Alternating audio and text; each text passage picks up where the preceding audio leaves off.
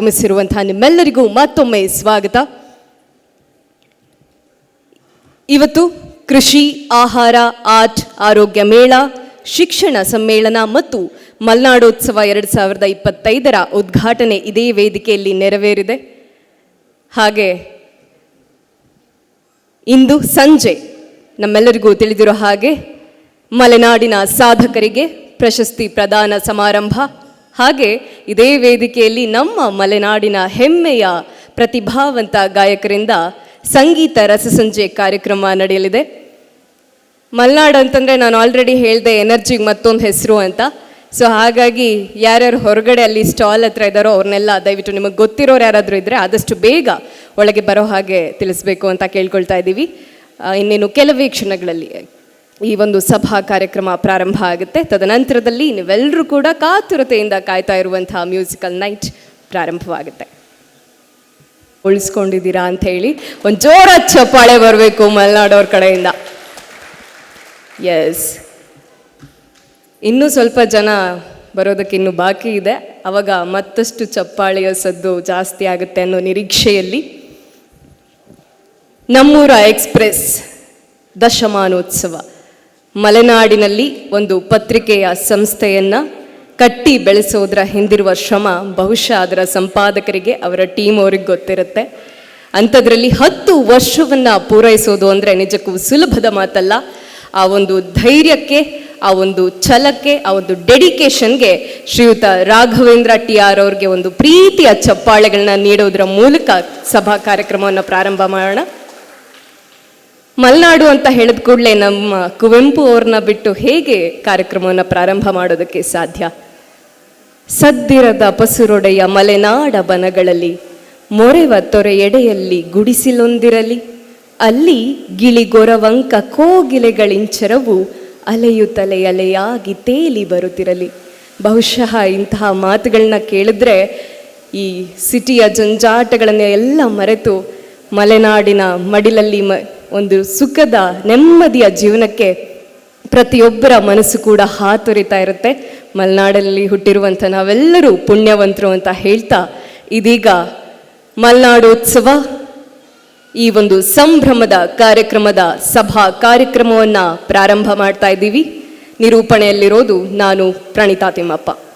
ಮೊದಲನೇದಾಗಿ ನಮ್ಮ ಕಾರ್ಯಕ್ರಮಕ್ಕೆ ಆಗಮಿಸಿರುವಂಥ ಮುಖ್ಯ ಅತಿಥಿಗಳನ್ನ ವೇದಿಕೆಗೆ ಬರಮಾಡ್ಕೊಳ್ಳೋಣ. ಶ್ರೀಯುತ ಆರ್ಗ ಜ್ಞಾನೇಂದ್ರ ಅವರು, ಮಾಜಿ ಸಚಿವರು ಹಾಗೂ ಶಾಸಕರು, ತೀರ್ಥಹಳ್ಳಿ, ದಯವಿಟ್ಟು ವೇದಿಕೆಗೆ ಆಗಮಿಸಬೇಕಾಗಿ ಕೇಳ್ಕೊಳ್ತಾ ಇದ್ದೀನಿ. ಎಲ್ಲರೂ ಕೂಡ ಚಪ್ಪಾಳೆಯ ಮೂಲಕ ಅವರನ್ನ ವೇದಿಕೆಗೆ ಬರಮಾಡ್ಕೊಳ್ಳೋಣ. ಹಾಗೆ ಶ್ರೀಯುತ ಅಶ್ವಥ್ SL ಲೇಖಕರು ನಮ್ಮೊಂದಿಗಿದ್ದಾರೆ, ಅವರನ್ನ ಕೂಡ ಗೌರವಪೂರ್ವಕವಾಗಿ ವೇದಿಕೆಗೆ ಬರಮಾಡ್ಕೊಳ್ಳೋಣ. ಶ್ರೀಯುತ ವೀರೇಶ್ ವಿಕ್ಟರ್ ಮೊರಾಸ್ ಧರ್ಮಗುರುಗಳು, ಅವರನ್ನ ಕೂಡ ಪ್ರೀತಿಯಿಂದ ಗೌರವದಿಂದ ವೇದಿಕೆಗೆ ಬರಮಾಡ್ಕೊಳ್ಳೋಣ.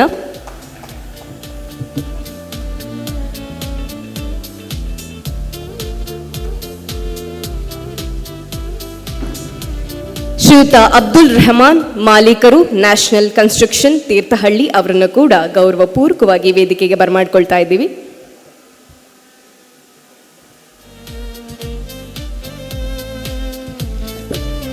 ಹಾಗೆ ಇದೇ ವೇದಿಕೆಯಲ್ಲಿ ನಮ್ಮ ಮಲೆನಾಡಿನ ಹೆಮ್ಮೆಯ ಪ್ರತಿಭೆಗಳನ್ನು ಗೌರವಿಸುವಂಥ ಸುಸಂದರ್ಭ ಕೂಡ ಇದೆ. ಈ ನಿಟ್ಟಿನಲ್ಲಿ ಶ್ರೀಯುತ ಜೀವಂದರ್ ಜೈನ್ ಇವರನ್ನ ವೇದಿಕೆಗೆ ಬರಮಾಡ್ಕೊಳ್ತಾ ಇದ್ದೀನಿ. ಹಾಗೆ ಶ್ರೀಯುತ ಮಹಾಬಲೇಶ್ವರ್ ಹೆಗ್ಡೆ ಅವರು ದಯವಿಟ್ಟು ವೇದಿಕೆಗೆ ಬರಬೇಕಾಗಿ ಕೇಳ್ಕೊಳ್ತಾ ಇದ್ದೀನಿ. ಕಲಾ ಕ್ಷೇತ್ರದಲ್ಲಿ ಹೆಸರನ್ನ ಮಾಡಿರುವಂತಹ ನಮ್ಮ ಮಲೆನಾಡಿನ ಹೆಮ್ಮೆ ರವಿ ಕೋಟೆಗದ್ದೆ ಅವರು ದಯವಿಟ್ಟು ವೇದಿಕೆಗೆ ಬರಬೇಕಾಗಿ ಕೇಳ್ಕೊಳ್ತಾ ಇದ್ದೀನಿ. ಹಾಗೆ ಶ್ರೀಯುತ ಅಶ್ವಥ್ SL ಅವರು, ತಮಗೂ ಕೂಡ ಆದರದ ಸ್ವಾಗತ. ಶ್ರೀಯುತ ಗಣಪತಿ ಭಟ್, ತಮಗೂ ಕೂಡ ಆತ್ಮೀಯವಾದ ಸ್ವಾಗತ. ಶ್ರೀಯುತ ಆದರ್ಶ್ MK, ನಿಮ್ಮನ್ನು ಕೂಡ ಗೌರವಪೂರ್ವಕವಾಗಿ ವೇದಿಕೆಗೆ ಸ್ವಾಗತಿಸ್ತಾ ಇದ್ದೀನಿ. ಶ್ರೀಯುತ ಸುದರ್ಶನ್ ತಾಯಿಮನೆ, ತಮಗೂ ಕೂಡ ಗೌರವದ ಸ್ವಾಗತ. ಹಾಗೆ ನಮ್ಮ ಮಲೆನಾಡಿನ ಹೆಮ್ಮೆ ಜಿ ಕನ್ನಡದ ಸರಿಗಮಪ ಖ್ಯಾತಿಯ ಕುಮಾರಿ ಸಾಧ್ವಿನಿ ಕೊಪ್ಪ ತಮ್ಮನ್ನು ಕೂಡ ಪ್ರೀತಿಯಿಂದ ವೇದಿಕೆಗೆ ಬರಮಾಡ್ಕೊಳ್ತಾ ಇದ್ದೀನಿ. ಹಾಗೆ ಜಿ ಕನ್ನಡ ಸರಿಗಮಪ ಖ್ಯಾತಿಯ ನಮ್ಮ ಪ್ರೀತಿಯ ಪುಟಾಣಿ ಮಲೆನಾಡಿನ ಹೆಮ್ಮೆ ದಿಯಾ ಹೆಗ್ಡೆ ತಮಗೂ ಕೂಡ ಪ್ರೀತಿಯ ಸ್ವಾಗತ.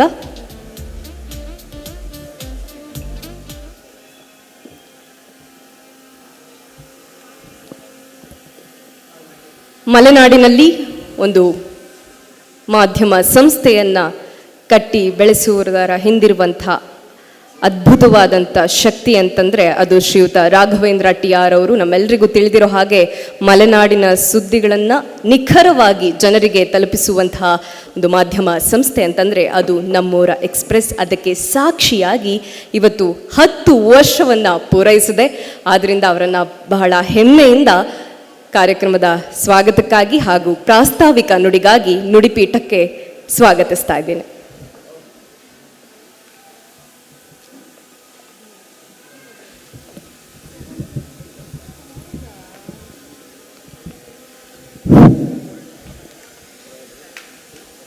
ಸಮಸ್ತ ಮಲೆನಾಡು ಹಾಗೂ ತೀರ್ಥಹಳ್ಳಿಯ ಎಲ್ಲ ಜನತೆಗೆ ಸ್ವಾಗತ. ಇವತ್ತು ಮಲೆನಾಡೋತ್ಸವ ಎನ್ನುವಂಥ ಕಾರ್ಯಕ್ರಮದ ಸಂಜೆಯ ಕಾರ್ಯಕ್ರಮದಲ್ಲಿ ನಾವಿದ್ದೇವೆ. ಈ ಕಾರ್ಯಕ್ರಮದಲ್ಲಿ ಸಾಧಕರು ಸೇವಕರ ನಡುವೆ ನಾವು ಕಾರ್ಯಕ್ರಮ ಮಾಡ್ತಾ ಇದ್ದೇವೆ. ಈಗಾಗಲೇ ಬೆಳಿಗ್ಗೆ ಕೃಷಿ, ಆಹಾರ, ಕಲೆ ಹಾಗೂ ಆರ್ಟ್ ಎಕ್ಸಿಬಿಷನ್ಸ್ ಇದರ ಉದ್ಘಾಟನೆ ನಡೆದಿದೆ. ಮಧ್ಯಾಹ್ನ ಕೂಡ ಒಂದಷ್ಟು ಕಲಾವಿದರಿಗೆ ವೇದಿಕೆ ಕೊಡುವ ದೃಷ್ಟಿಯಿಂದ ಸಂಗೀತ ಕಾರ್ಯಕ್ರಮಗಳನ್ನು ಮಾಡಿದ್ದೇವೆ. ಇದೀಗ ಸಂಜೆಯ ಕಾರ್ಯಕ್ರಮದಲ್ಲಿ ನಾವಿದ್ದೇವೆ. ಈ ಕಾರ್ಯಕ್ರಮದಲ್ಲಿ ಈಗಾಗಲೇ ಒಂದಷ್ಟು ಗಣ್ಯರನ್ನು ನಾವು ವೇದಿಕೆ ಮೇಲೆ ಬರಮಾಡಿಕೊಂಡಿದ್ದೇವೆ. ತಮ್ಮೆಲ್ಲರ ಆಗಮನದ ನಿರೀಕ್ಷೆಯಲ್ಲಿ ಈ ಕಾರ್ಯಕ್ರಮವನ್ನು ನಾವು ಮುಂದುವರಿಸ್ತಾ ಇದ್ದೇವೆ. ನಮ್ಮೂರು ಎಕ್ಸ್ಪ್ರೆಸ್ ಮಾಧ್ಯಮ ಸಂಸ್ಥೆ ಒಂದು ಸಣ್ಣ ಸಂಸ್ಥೆಯಾಗಿ ಹುಟ್ಟಿದಂಥ ಸಂಸ್ಥೆ ರಾಜ್ಯದ ವಿವಿಧ ಭಾಗಗಳಲ್ಲಿ ಈಗಾಗಲೇ 6 ಶಾಖೆಗಳಲ್ಲಿ ಕೆಲಸ ಮಾಡ್ತಾ ಇದೆ. 31 ಜಿಲ್ಲೆಗಳಲ್ಲಿ ತನ್ನ ನೆಟ್ವರ್ಕನ್ನು ಹೊಂದಿದೆ. ಅದು ತೀರ್ಥಹಳ್ಳಿಯಿಂದ ಹುಟ್ಟಿದ ಸಂಸ್ಥೆ ಎನ್ನುವಂಥದ್ದು ನಮಗೆಲ್ಲರಿಗೂ ಹೆಮ್ಮೆ ವಿಚಾರ ಆಗಬೇಕಾಗಿದೆ. ಆ ಉದ್ದೇಶದಿಂದ ಮೊದಲ ಕಾರ್ಯಕ್ರಮವನ್ನು ನಾವು ಹುಟ್ಟಿದ ಊರಲ್ಲಿ ಮಾಡಬೇಕು ಎನ್ನುವಂಥದ್ದು ನಮ್ಮ ಕಲ್ಪನೆ ಆಗಿತ್ತು. ಆ ಮೂಲಕ ಇವತ್ತು ನಾವು ಮೊದಲೇ ಕಾರ್ಯಕ್ರಮವನ್ನು ತೀರ್ಥಹಳ್ಳಿಯಲ್ಲಿ ಮಾಡಿದ್ದೇವೆ. 3 ದಿನಗಳ ಕಾರ್ಯಕ್ರಮವನ್ನು ನಾವು ಆಯೋಜನೆ ಮಾಡಿದ್ದೇವೆ. ಅದರಲ್ಲಿ ಸಾವಿರಾರು ಕಲಾವಿದರುಗಳು ಈಗಾಗಲೇ ಪ್ರತಿದಿನ 100ಕ್ಕೂ ಹೆಚ್ಚು ಕಲಾವಿದರುಗಳು ನಾವು ಇಲ್ಲಿ ವೇದಿಕೆ ಕೊಟ್ಟಿದ್ದೇವೆ. ಜೊತೆಗೆ ಶಿಕ್ಷಣ, ಆರ್ಟ್, ಉದ್ಯೋಗ, ಮಹಿಳಾ ಸ್ವಾವಲಂಬನೆ, ಸ್ಟಾರ್ಟಪ್ ಸೇರಿದಂತೆ ಅನೇಕ ಕ್ಷೇತ್ರಗಳಲ್ಲಿ ಸಾಧನೆ ಮಾಡಿರುವಂತಹ, ಸೇವೆ ಸಲ್ಲಿಸ್ತಿರುವಂತಹ, ಅಂಬೆಗಾಲಿಡುತ್ತಿರುವಂಥವ್ರನ್ನ ಗುರುತಿಸುವಂಥ ಕೆಲಸವನ್ನು ಕೂಡ ಮಾಡ್ತಾ ಇದ್ದೇವೆ. ಈ ಒಂದು ಕಾರ್ಯಕ್ರಮದಲ್ಲಿ ನಮ್ಮ ಜೊತೆ ಇರುವಂಥ ಎಲ್ಲ ಗಣ್ಯರಿಗೂ ನಾನು ಮತ್ತೊಮ್ಮೆ ಸ್ವಾಗತಿಸ್ತಾ ಇದ್ದೇನೆ. ಜೊತೆಗೆ ಈ ಒಂದು ಕಾರ್ಯಕ್ರಮಕ್ಕೆ ಸಹಕಾರ ನೀಡುತ್ತಿರುವಂತಹ ತೀರ್ಥಹಳ್ಳಿಯ ಎಲ್ಲ ಮಹಾಜನತೆ ಹಾಗೂ ಮಲೆನಾಡಿನ ಪ್ರತಿಯೊಬ್ಬರಿಗೂ ಕೂಡ ನಾವು ನಮನವನ್ನು ಸಲ್ಲಿಸ್ತಾ ಇದ್ದೇವೆ. ಮಲೆನಾಡೋತ್ಸವ ಅನ್ನುವಂಥ ಒಂದು ಕಾನ್ಸೆಪ್ಟ್ ನಾವು ಸಿದ್ಧ ಮಾಡುವಂಥ ಸಂದರ್ಭದಲ್ಲಿ ಯಾವ ಕಲ್ಪನೆಯೊಂದಿಗೆ ಕಾರ್ಯಕ್ರಮ ಮಾಡಬೇಕು ಅನ್ನುವಂಥದ್ದು. ಮೊದಲು ಈ ಸಮಾಜವನ್ನು ಕಟ್ಟುವಂಥ ಒಂದು ಕೆಲಸದಲ್ಲಿ ಮಾಧ್ಯಮದ ಪಾತ್ರ ಪವಿತ್ರವಾದಂತು. ಅಂದ ಹಾಗೆ ಅದೊಂದು ಉತ್ಕೃಷ್ಟವಾದ ಕೆಲಸ. ಅಂಥ ಸಂದರ್ಭದಲ್ಲಿ ನಾವು ಯೋಚನೆ ಮಾಡಿದಾಗ ನಾವು ಮಲೆನಾಡೋತ್ಸವ ಅನ್ನೋ ಕಾನ್ಸೆಪ್ಟ್ನಲ್ಲೇ ಮಾಡಬೇಕು, ಜೊತೆಗೆ 3 ದಿನಗಳ ಕಾಲ ಮಾಡಬೇಕು ಅಂತ ನಾವು ಅನೌನ್ಸ್ ಮಾಡಿದ್ವಿ. ಅನೌನ್ಸ್ ಮಾಡಿದಾಗ ಏನಾಯಿತು ಅಂದರೆ ತುಂಬ ಮಳೆ. ಏಪ್ರಿಲ್ 21ಕ್ಕೆ ನಾವು ಅನೌನ್ಸ್ ಮಾಡಿದ್ವಿ. ತುಂಬ ಮಳೆ ಎಲ್ಲ ಕಡೆ ಬರ್ತಾ ಇತ್ತು. ಮತ್ತು ಬೇರೆ ಬೇರೆ ವಾತಾವರಣಗಳು, ಮತ್ತು ಶೃಂಗೇರಿ ಶ್ರೀಗಳು ಒಂದು ಈ ಥರದ ಕಾರ್ಯಕ್ರಮಗಳು, ಹರಿಹರಪುರ ಶ್ರೀಗಳು ಒಂದು ಈ ಥರ ಕಾರ್ಯಕ್ರಮ ಮಾಡಿದರು. ಹಾಗಾಗಿ ನಾವು ಸ್ವಲ್ಪ ಡೇಟನ್ನು ಮುಂದಾಕಿದ್ವಿ. ಅದೇನಾಯಿತು, ಡೇಟು ಇವತ್ತಿನ ದಿನ ಮೇ 10, 11, 12 ಪ್ರತಿ ಊರಿನಲ್ಲಿ 20 ಕಾರ್ಯಕ್ರಮಗಳಿದ್ದಾವೆ ಹೆಚ್ಚು ಕಡಿಮೆ. ಉಪನಯನ, ಮದುವೆ, ಆರತಕ್ಷತೆ, ಗೃಹ ಪ್ರವೇಶ ಸೇರಿದಂತೆ ಇತರ ಕಾರ್ಯಕ್ರಮಗಳು. ಆ ನಡುವೆ ಕೂಡ ಈ ಕಾರ್ಯಕ್ರಮಕ್ಕೆ ತಾವೆಲ್ಲರೂ ಆಗಮಿಸಿದ್ದೀರಾ. ಜೊತೆಗೆ ಈ ಒಂದು ವೇದಿಕೆಯಲ್ಲಿ ನಮ್ಮ ಜೊತೆ ಇದ್ದೀರಾ. ಮಲೆನಾಡಿನ ಸೇವೆಗೆ ನಿಮ್ಮೆಲ್ಲರ ಕಾಣಿಕೆಯನ್ನು ನಾವು ಬಯಸುತ್ತಾ ಈ ಕಾರ್ಯಕ್ರಮವನ್ನು ಶುರು ಮಾಡ್ತಾ ಇದ್ದೇವೆ. ಈ ಕಾರ್ಯಕ್ರಮದಲ್ಲಿ ಆಸೀನರಾಗಿರುವಂಥ ಎಲ್ಲ ಗಣ್ಯರಿಗೂ ನಾನು ಮತ್ತೊಮ್ಮೆ ಸ್ವಾಗತವನ್ನು ಬಯಸ್ತಾ ನನ್ನ ಪ್ರಸ್ತಾವನೆಯನ್ನು ಮುಗಿಸ್ತಾ ಇದ್ದೇನೆ.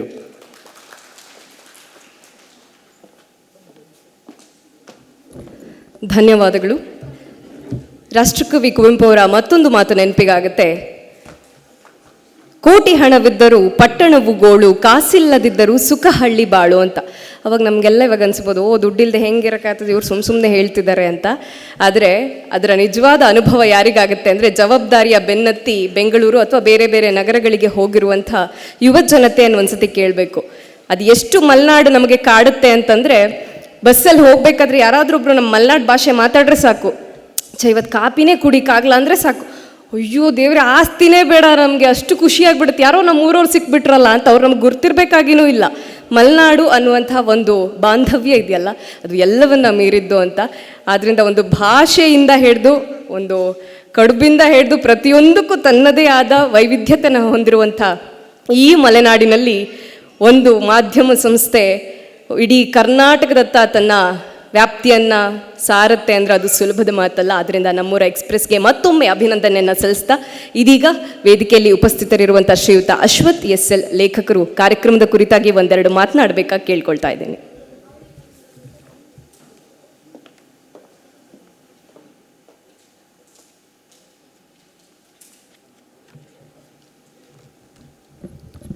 ಎಲ್ರಿಗೂ ನಮಸ್ಕಾರ.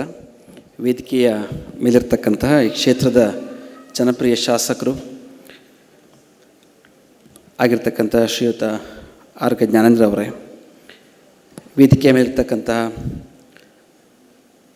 ವಂದನೀಯ ಗುರುಗಳೇ, ಹಾಗೆ ಉಪಸ್ಥಿತಕ್ಕಂತಹ ಎಲ್ಲ ಮಲೆನಾಡಿನ ವಿವಿಧ ಕ್ಷೇತ್ರಗಳಲ್ಲಿ ಮಲೆನಾಡಿನ ಕಂಪನ್ನು ರಾಜ್ಯದ ಬೇರೆ ಬೇರೆ ಕಡೆ ಬೀರಿದಂತಹ ಸಾಧಕರೇ, ಈ ಕಾರ್ಯಕ್ರಮಕ್ಕೆ ಆಗಮಿಸತಕ್ಕಂಥ ಎಲ್ಲ ಮಲೆನಾಡಿನ ಸಹೃದಯ ಮಿತ್ರರೇ, ಮಲೆನಾಡೋತ್ಸವ ಅಂತ ಹೇಳೋದು ನಮ್ಮೂರು ಎಕ್ಸ್ಪ್ರೆಸ್ ರಾಘವೇಂದ್ರ ಅವರ ಭಾಳ ದೊಡ್ಡ ಕನಸಿನ ಒಂದು ಕಾರ್ಯಕ್ರಮ ಅಂತ ನಾನು ಭಾವಿಸ್ಕೊಳ್ತೇನೆ. ಯಾಕಂದರೆ ಭಾಳ ಹತ್ತಿರದಿಂದ ನಾನು ಅವರನ್ನು ಹಲವಾರು ವರ್ಷಗಳಿಂದ ಕಂಡಿದ್ದೇನೆ ಮತ್ತು ಒಡನಾಟವನ್ನು ಕೂಡ ಬೆಳೆಸ್ಕೊಂಡಿದ್ದೇನೆ.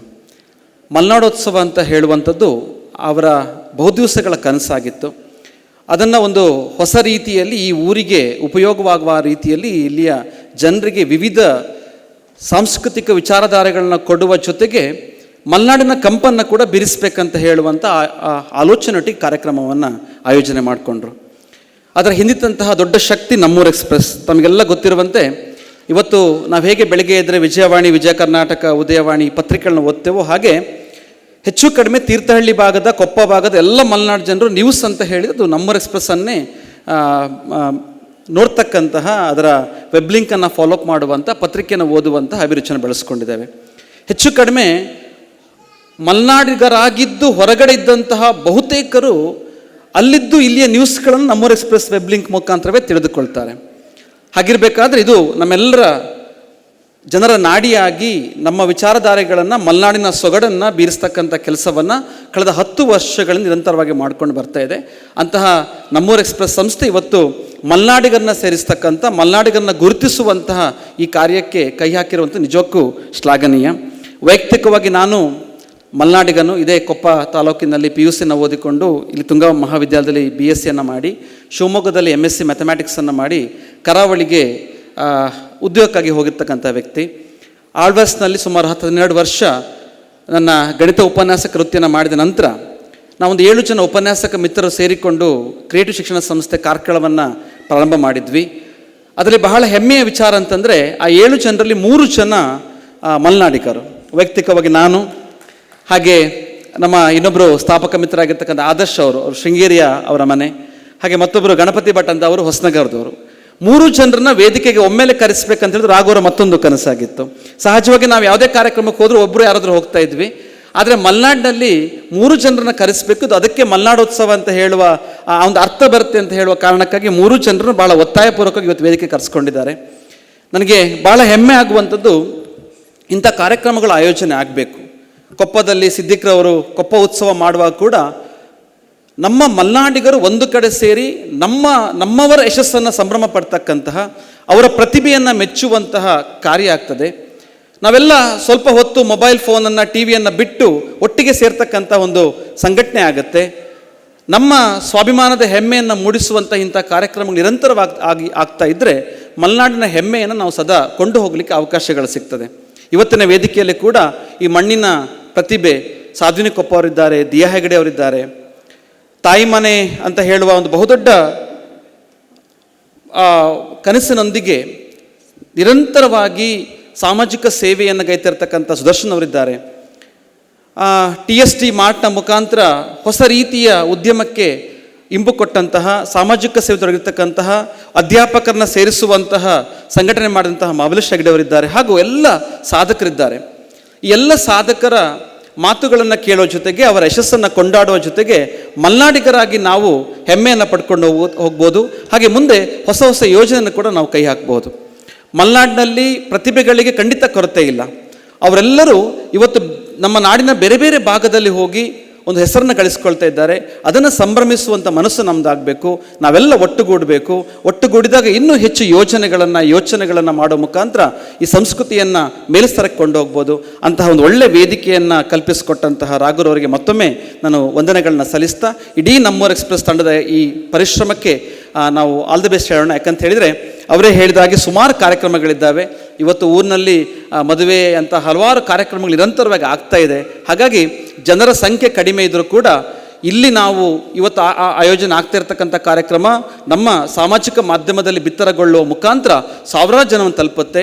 ವೇದಿಕೆಯಲ್ಲಿರ್ತಕ್ಕಂಥ ಜನಗಳೇ ನಮಗೆ ಮುಖ್ಯ ಆಗುವ, ಇಲ್ಲಿ ಬಂದಿರತಕ್ಕಂಥವರು ನಮ್ಮ ಬೆಂತಟ್ಟುವಂಥ ಕೆಲಸವನ್ನು ಮಾಡಿದರೆ ಈ ಕಾರ್ಯಕ್ರಮ ನೋಡೋ ಮುಖಾಂತರ ಇದರ ಪ್ರೋತ್ಸಾಹವನ್ನು ಪಡೆದುಕೊಂಡು ಅದರ ಪ್ರೇರಣೆಯೊಂದಿಗೆ ಮತ್ತಷ್ಟು ಸಾಧನೆಗಳನ್ನ ಮಾಡಲಿಕ್ಕೆ ಈ ಕಾರ್ಯಕ್ರಮ ಹೊಸ ಹುರುಪನ್ನು, ಶಕ್ತಿಯನ್ನು ತುಂಬುತ್ತೆ. ನಾವೆಲ್ಲ ಸೇರಿಕೊಂಡು ಈ ರೀತಿಯ ಸಾಂಸ್ಕೃತಿಕ ಕಾರ್ಯಕ್ರಮಗಳಲ್ಲಿ ನಾವು ಪಾಲ್ಗೊಳ್ಳುವ ಜೊತೆಗೆ ಮುಂದಿನ ಹಂತಕ್ಕೆ ಈ ಮಾಧ್ಯಮವನ್ನು ಬೆಳೆಸೋಣ. ನಮ್ಮ ಮಲೆನಾಡಿನ ಎಲ್ಲ ಸಮಸ್ತರನ್ನು ಪ್ರೋತ್ಸಾಹಿಸ್ತಕ್ಕಂಥ ಬೆಳೆಸುವಂಥ ಕಾರ್ಯಗಳಲ್ಲಿ ನಾವೆಲ್ಲ ಕೈ ಜೋಡಿಸೋಣ ಅಂತ ಹೇಳ್ತಾ ನಾನು ಮಾತನ್ನು ಮುಗಿಸ್ತೇನೆ. ನಮಸ್ಕಾರ. ಧನ್ಯವಾದಗಳು ಶ್ರೀಯುತರಿಗೆ. ಮನುಜಮತ ವಿಶ್ವಪಥ ಸಂದೇಶವನ್ನು ಸಾರಿರುವಂತಹ ಕುವೆಂಪು ಅವರ ಈ ನೆಲದಲ್ಲಿ ಇದೀಗ ನಾನು ಬಹಳ ಪ್ರೀತಿಯಿಂದ ಗೌರವದಿಂದ ನುಡಿಪೀಠಕ್ಕೆ ಆಹ್ವಾನಿಸ್ತಾ ಇದ್ದೇನೆ ಶ್ರೀಯುತ ವೀರೇಶ್ ವಿಕ್ಟರ್ ಮೊರಾಸ್ ಧರ್ಮಗುರುಗಳು ಇವರನ್ನು.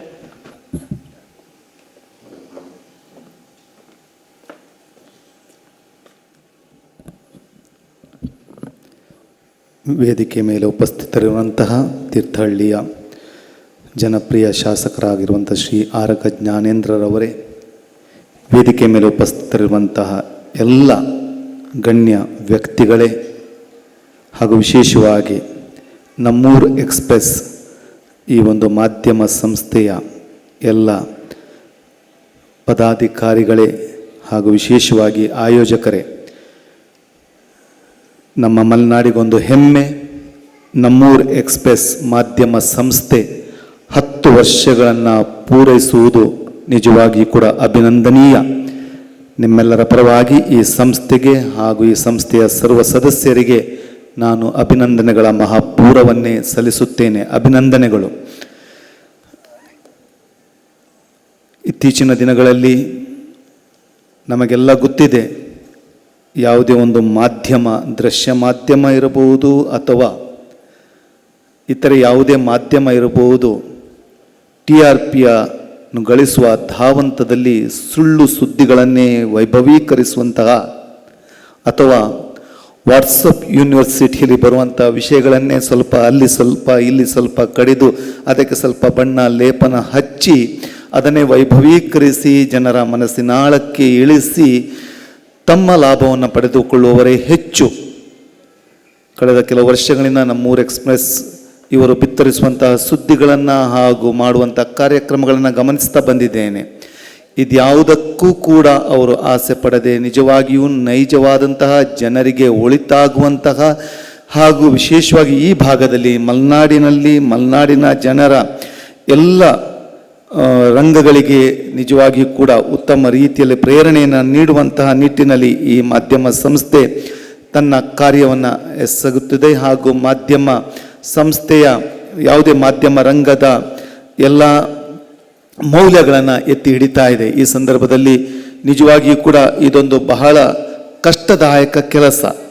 ಯಾಕಂದರೆ ಇವತ್ತು ಸಾಮಾಜಿಕ ಮಾಧ್ಯಮ ಕೈಗೆಟುಕುವ ದರದಲ್ಲಿ ಎಲ್ಲರ ಕೈಗಳಲ್ಲಿ ಇರುವಾಗ ಒಂದು ಮಾಧ್ಯಮ ಸಂಸ್ಥೆಯನ್ನು ಎಲ್ಲ ಸಾಮಾಜಿಕ ಮಾಧ್ಯಮಗಳ ಪ್ರತಿಯೊಬ್ಬರು ಕೂಡ ಈಗ ಮಾಧ್ಯಮ ಸಂಸ್ಥೆಯವರೇ ಆಗಿ ಪ್ರತಿಯೊಬ್ಬರು ಕೂಡ ಸುದ್ದಿಗಳನ್ನು ಬಿತ್ತರಿಸುವವರಾಗಿದ್ದಾರೆ. ಯೂಟ್ಯೂಬ್ ಇರ್ಬೋದು ಅಥವಾ ಬೇರೆ ಬೇರೆಗಳಲ್ಲಿ.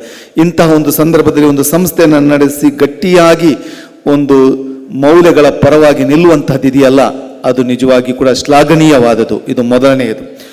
ಎರಡನೇದು, ಮಾಧ್ಯಮ ಸಂಸ್ಥೆಗಳು ಈಗ ಕೇವಲ ಮೌಲ್ಯವನ್ನು ಬಿತ್ತರಿಸುವ ಸಂಸ್ಥೆಗಳಾಗಿ ಉಳಿದಿಲ್ಲ, ಲಾಭವನ್ನು ಮಾಡುವಂತಹ ಸಂಸ್ಥೆಗಳು ಆಗಿವೆ. ಅದು ಕೂಡ ಒಂದು ಉದ್ಯಮ ಆಗಿದೆ, ನಮಗೆಲ್ಲರಿಗೂ ಕೂಡ ಗೊತ್ತಿದೆ. ಇದು ನಾವು ಮುಚ್ಚುಮರೆ ಎನ್ನುವಂಥದ್ದಿಲ್ಲ. ಎಲ್ಲ ಸಂಸ್ಥೆಗಳು ಇವತ್ತು ಈ ಒಂದು ಸ್ಪರ್ಧಾತ್ಮಕ ಯುಗದಲ್ಲಿ ಈಸಬೇಕು, ಈಸಿ ಜಯಿಸಬೇಕು ಎನ್ನುವಂಥ ಮಾತಿನಂತೆ ಎಲ್ಲರೂ ಕೂಡ ಉದ್ಯಮಿಗಳಾಗಿರುವಂಥ ಈ ಸಂದರ್ಭದಲ್ಲಿ ಸಮಾಜದ ಕಳಕಳಿ ಇರಿಸಿ ಮಲೆನಾಡಿನ ಈ ಒಂದು ಭಾಗದ ಜನರಿಗೆ ಎಲ್ಲರಿಗೂ ಕೂಡ ಒಂದು ವೇದಿಕೆಯನ್ನು ಕಲ್ಪಿಸಬೇಕು ಎನ್ನುವಂಥ ಭಾವನೆಯೊಂದಿಗೆ ಸಾಹಿತ್ಯಕ್ಕಿರ್ಬೋದು, ಕಲೆಗಿರ್ಬೋದು, ಸ್ವ ಉದ್ಯೋಗಕ್ಕಿರ್ಬೋದು, ಬೇರೆ ಬೇರೆ ವಿಷಯಗಳಿಗೆ ಒಂದು ವೇದಿಕೆಯನ್ನು ಕಲ್ಪಿಸಿ 3 ದಿನಗಳ ಕಾರ್ಯಕ್ರಮವನ್ನು ಮಾಡುವಂತಹದ್ದು ನಿಜಕ್ಕೂ ಕೂಡ ಶ್ಲಾಘನೀಯ. ಕೆಲವು ಸಂಸ್ಥೆಗಳು ಇಂತಹ ಒಂದು ಯೋಚನೆಯನ್ನು ಮಾಡ್ತಾರೆ. ಈ ಒಂದು ಯೋಚನೆಯನ್ನು ಮಾಡಿ ಮಲೆನಾಡಿಗೆ, ಅದರಲ್ಲಿ ಕೂಡ ತೀರ್ಥಹಳ್ಳಿಯ ಈ ಭಾಗಕ್ಕೆ ಹಲವು ಮಂದಿಗೆ ಬೆಳಕಿಗೆ ಬರಲು ಸಾಧ್ಯವಾಗಿಸುತ್ತಿದ್ದಾರೆ. ಇದು ನಿಜವಾಗಿ ಕೂಡ ವಿಶೇಷವಾದಂತಹ ಶ್ಲಾಘನೀಯವಾದಂತಹ ಕೆಲಸ. ಅದಕ್ಕೂ ಕೂಡ ನಾನು ಅಭಿನಂದನೆಗಳನ್ನು ಸಲ್ಲಿಸಬೇಕು.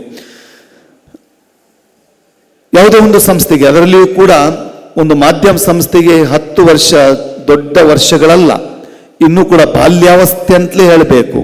ಹಲವಾರು ವರ್ಷಗಳ ಕಾಲ ಮಾಧ್ಯಮ ಸಂಸ್ಥೆಗಳಲ್ಲಿ ಇದ್ದು ಇನ್ನೂ ಕೂಡ ತಮ್ಮ ಮೆರಗನ್ನು ಸೃಜಿಸುವಂತಹ ಅದೆಷ್ಟೋ ಸಂಸ್ಥೆಗಳು ಇವೆ.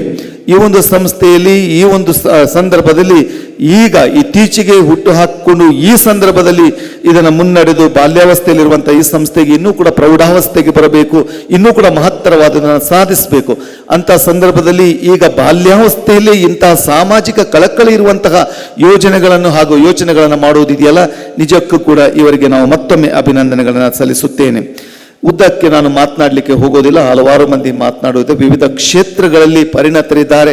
ಅವರ ಮಾತುಗಳನ್ನು ನಾವು ಕೇಳಬೇಕು, ಕೇಳಿ ನಿಜವಾಗಿ ಕೂಡ ನಾವು ಅದರ ಉಪಯೋಗವನ್ನು ಪಡೆಯಬೇಕು. ಒಬ್ಬ ಗುರುವಾಗಿ, ಧರ್ಮಗುರುವಾಗಿ ನಾನು ಬಯಸುವುದಿಷ್ಟೇ, ಈ ಸಂಸ್ಥೆಗೆ ನಾನು ಒಳಿತನ ಬಯಸುತ್ತೇನೆ.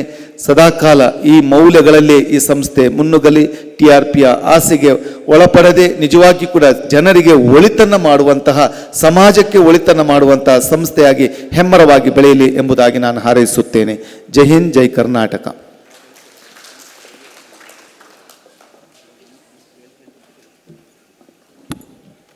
ಶ್ರೀಯುತರಿಗೆ ಧನ್ಯವಾದಗಳು. ಇದೀಗ ಮಲೆನಾಡಿನ ಭಾಗದಲ್ಲಿ ಸಂಗೀತ, ನೃತ್ಯ, ಕಲಾಕ್ಷೇತ್ರದಲ್ಲಿ ವಿದ್ಯಾರ್ಥಿಗಳನ್ನು ಶ್ರೀಮಂತಗೊಳಿಸುತ್ತಿರುವಂತಹ ಒಂದು ಕಲಾಕೇಂದ್ರ ಅಂದರೆ ಅದು ನಾದಬ್ರಹ್ಮ. ಇದರ ಮೂಲಕ ನಾನು ಕೂಡ ಆ ಒಂದು ಸಂಸ್ಥೆಯ ವಿದ್ಯಾರ್ಥಿನಿ, ಬಹಳ ಹೆಮ್ಮೆಯಿಂದ ಹೇಳ್ಕೊಳ್ಬೋದು. ನಮ್ಮೆಲ್ರಿಗೂ ತಿಳಿದಿರೋ ಹಾಗೆ ನಮ್ಮ ಮಲೆನಾಡಿನ ಪ್ರತಿಭೆ ಜೀ ಕನ್ನಡ ಸರಿಗಮಪದಲ್ಲಿ ಸಾಧ್ವಿನಿ ಕೊಪ್ಪ ಅಂತ ಬಂದ ಕೂಡಲೇ ನಮ್ಮೆಲ್ರಿಗೂ ಒಂದು ರೀತಿ ಎಷ್ಟು ಖುಷಿಯಾಗುತ್ತೆ ಅಂದರೆ ನಮ್ಮ ಮನೆ ಮಗಳೇ ಅಲ್ಲಿ ಹಾಡ್ತಿದ್ದಾಳೆ ಅನ್ನುವಂಥ ರೀತಿಯಲ್ಲಿ ಬಹಳಷ್ಟು ಹೆಮ್ಮೆಯಿಂದ ನಾವು ಅವರ ಸಂಗೀತವನ್ನು, ಹಾಡನ್ನು ಕೇಳಿದ್ದೀವಿ. ಇದೀಗ ನಮ್ಮ ಕಾರ್ಯಕ್ರಮಕ್ಕೂ ಕೂಡ ಕುಮಾರಿ ಸಾಧ್ವಿನಿ ಕೊಪ್ಪ ಆಗಮಿಸಿದ್ದಾರೆ. ಕಾರ್ಯಕ್ರಮದ ಕುರಿತಾಗಿ ಒಂದೆರಡು ಮಾತನಾಡಬೇಕಾಗಿ ಕೇಳ್ಕೊಳ್ತಾ ಇದ್ದೀನಿ.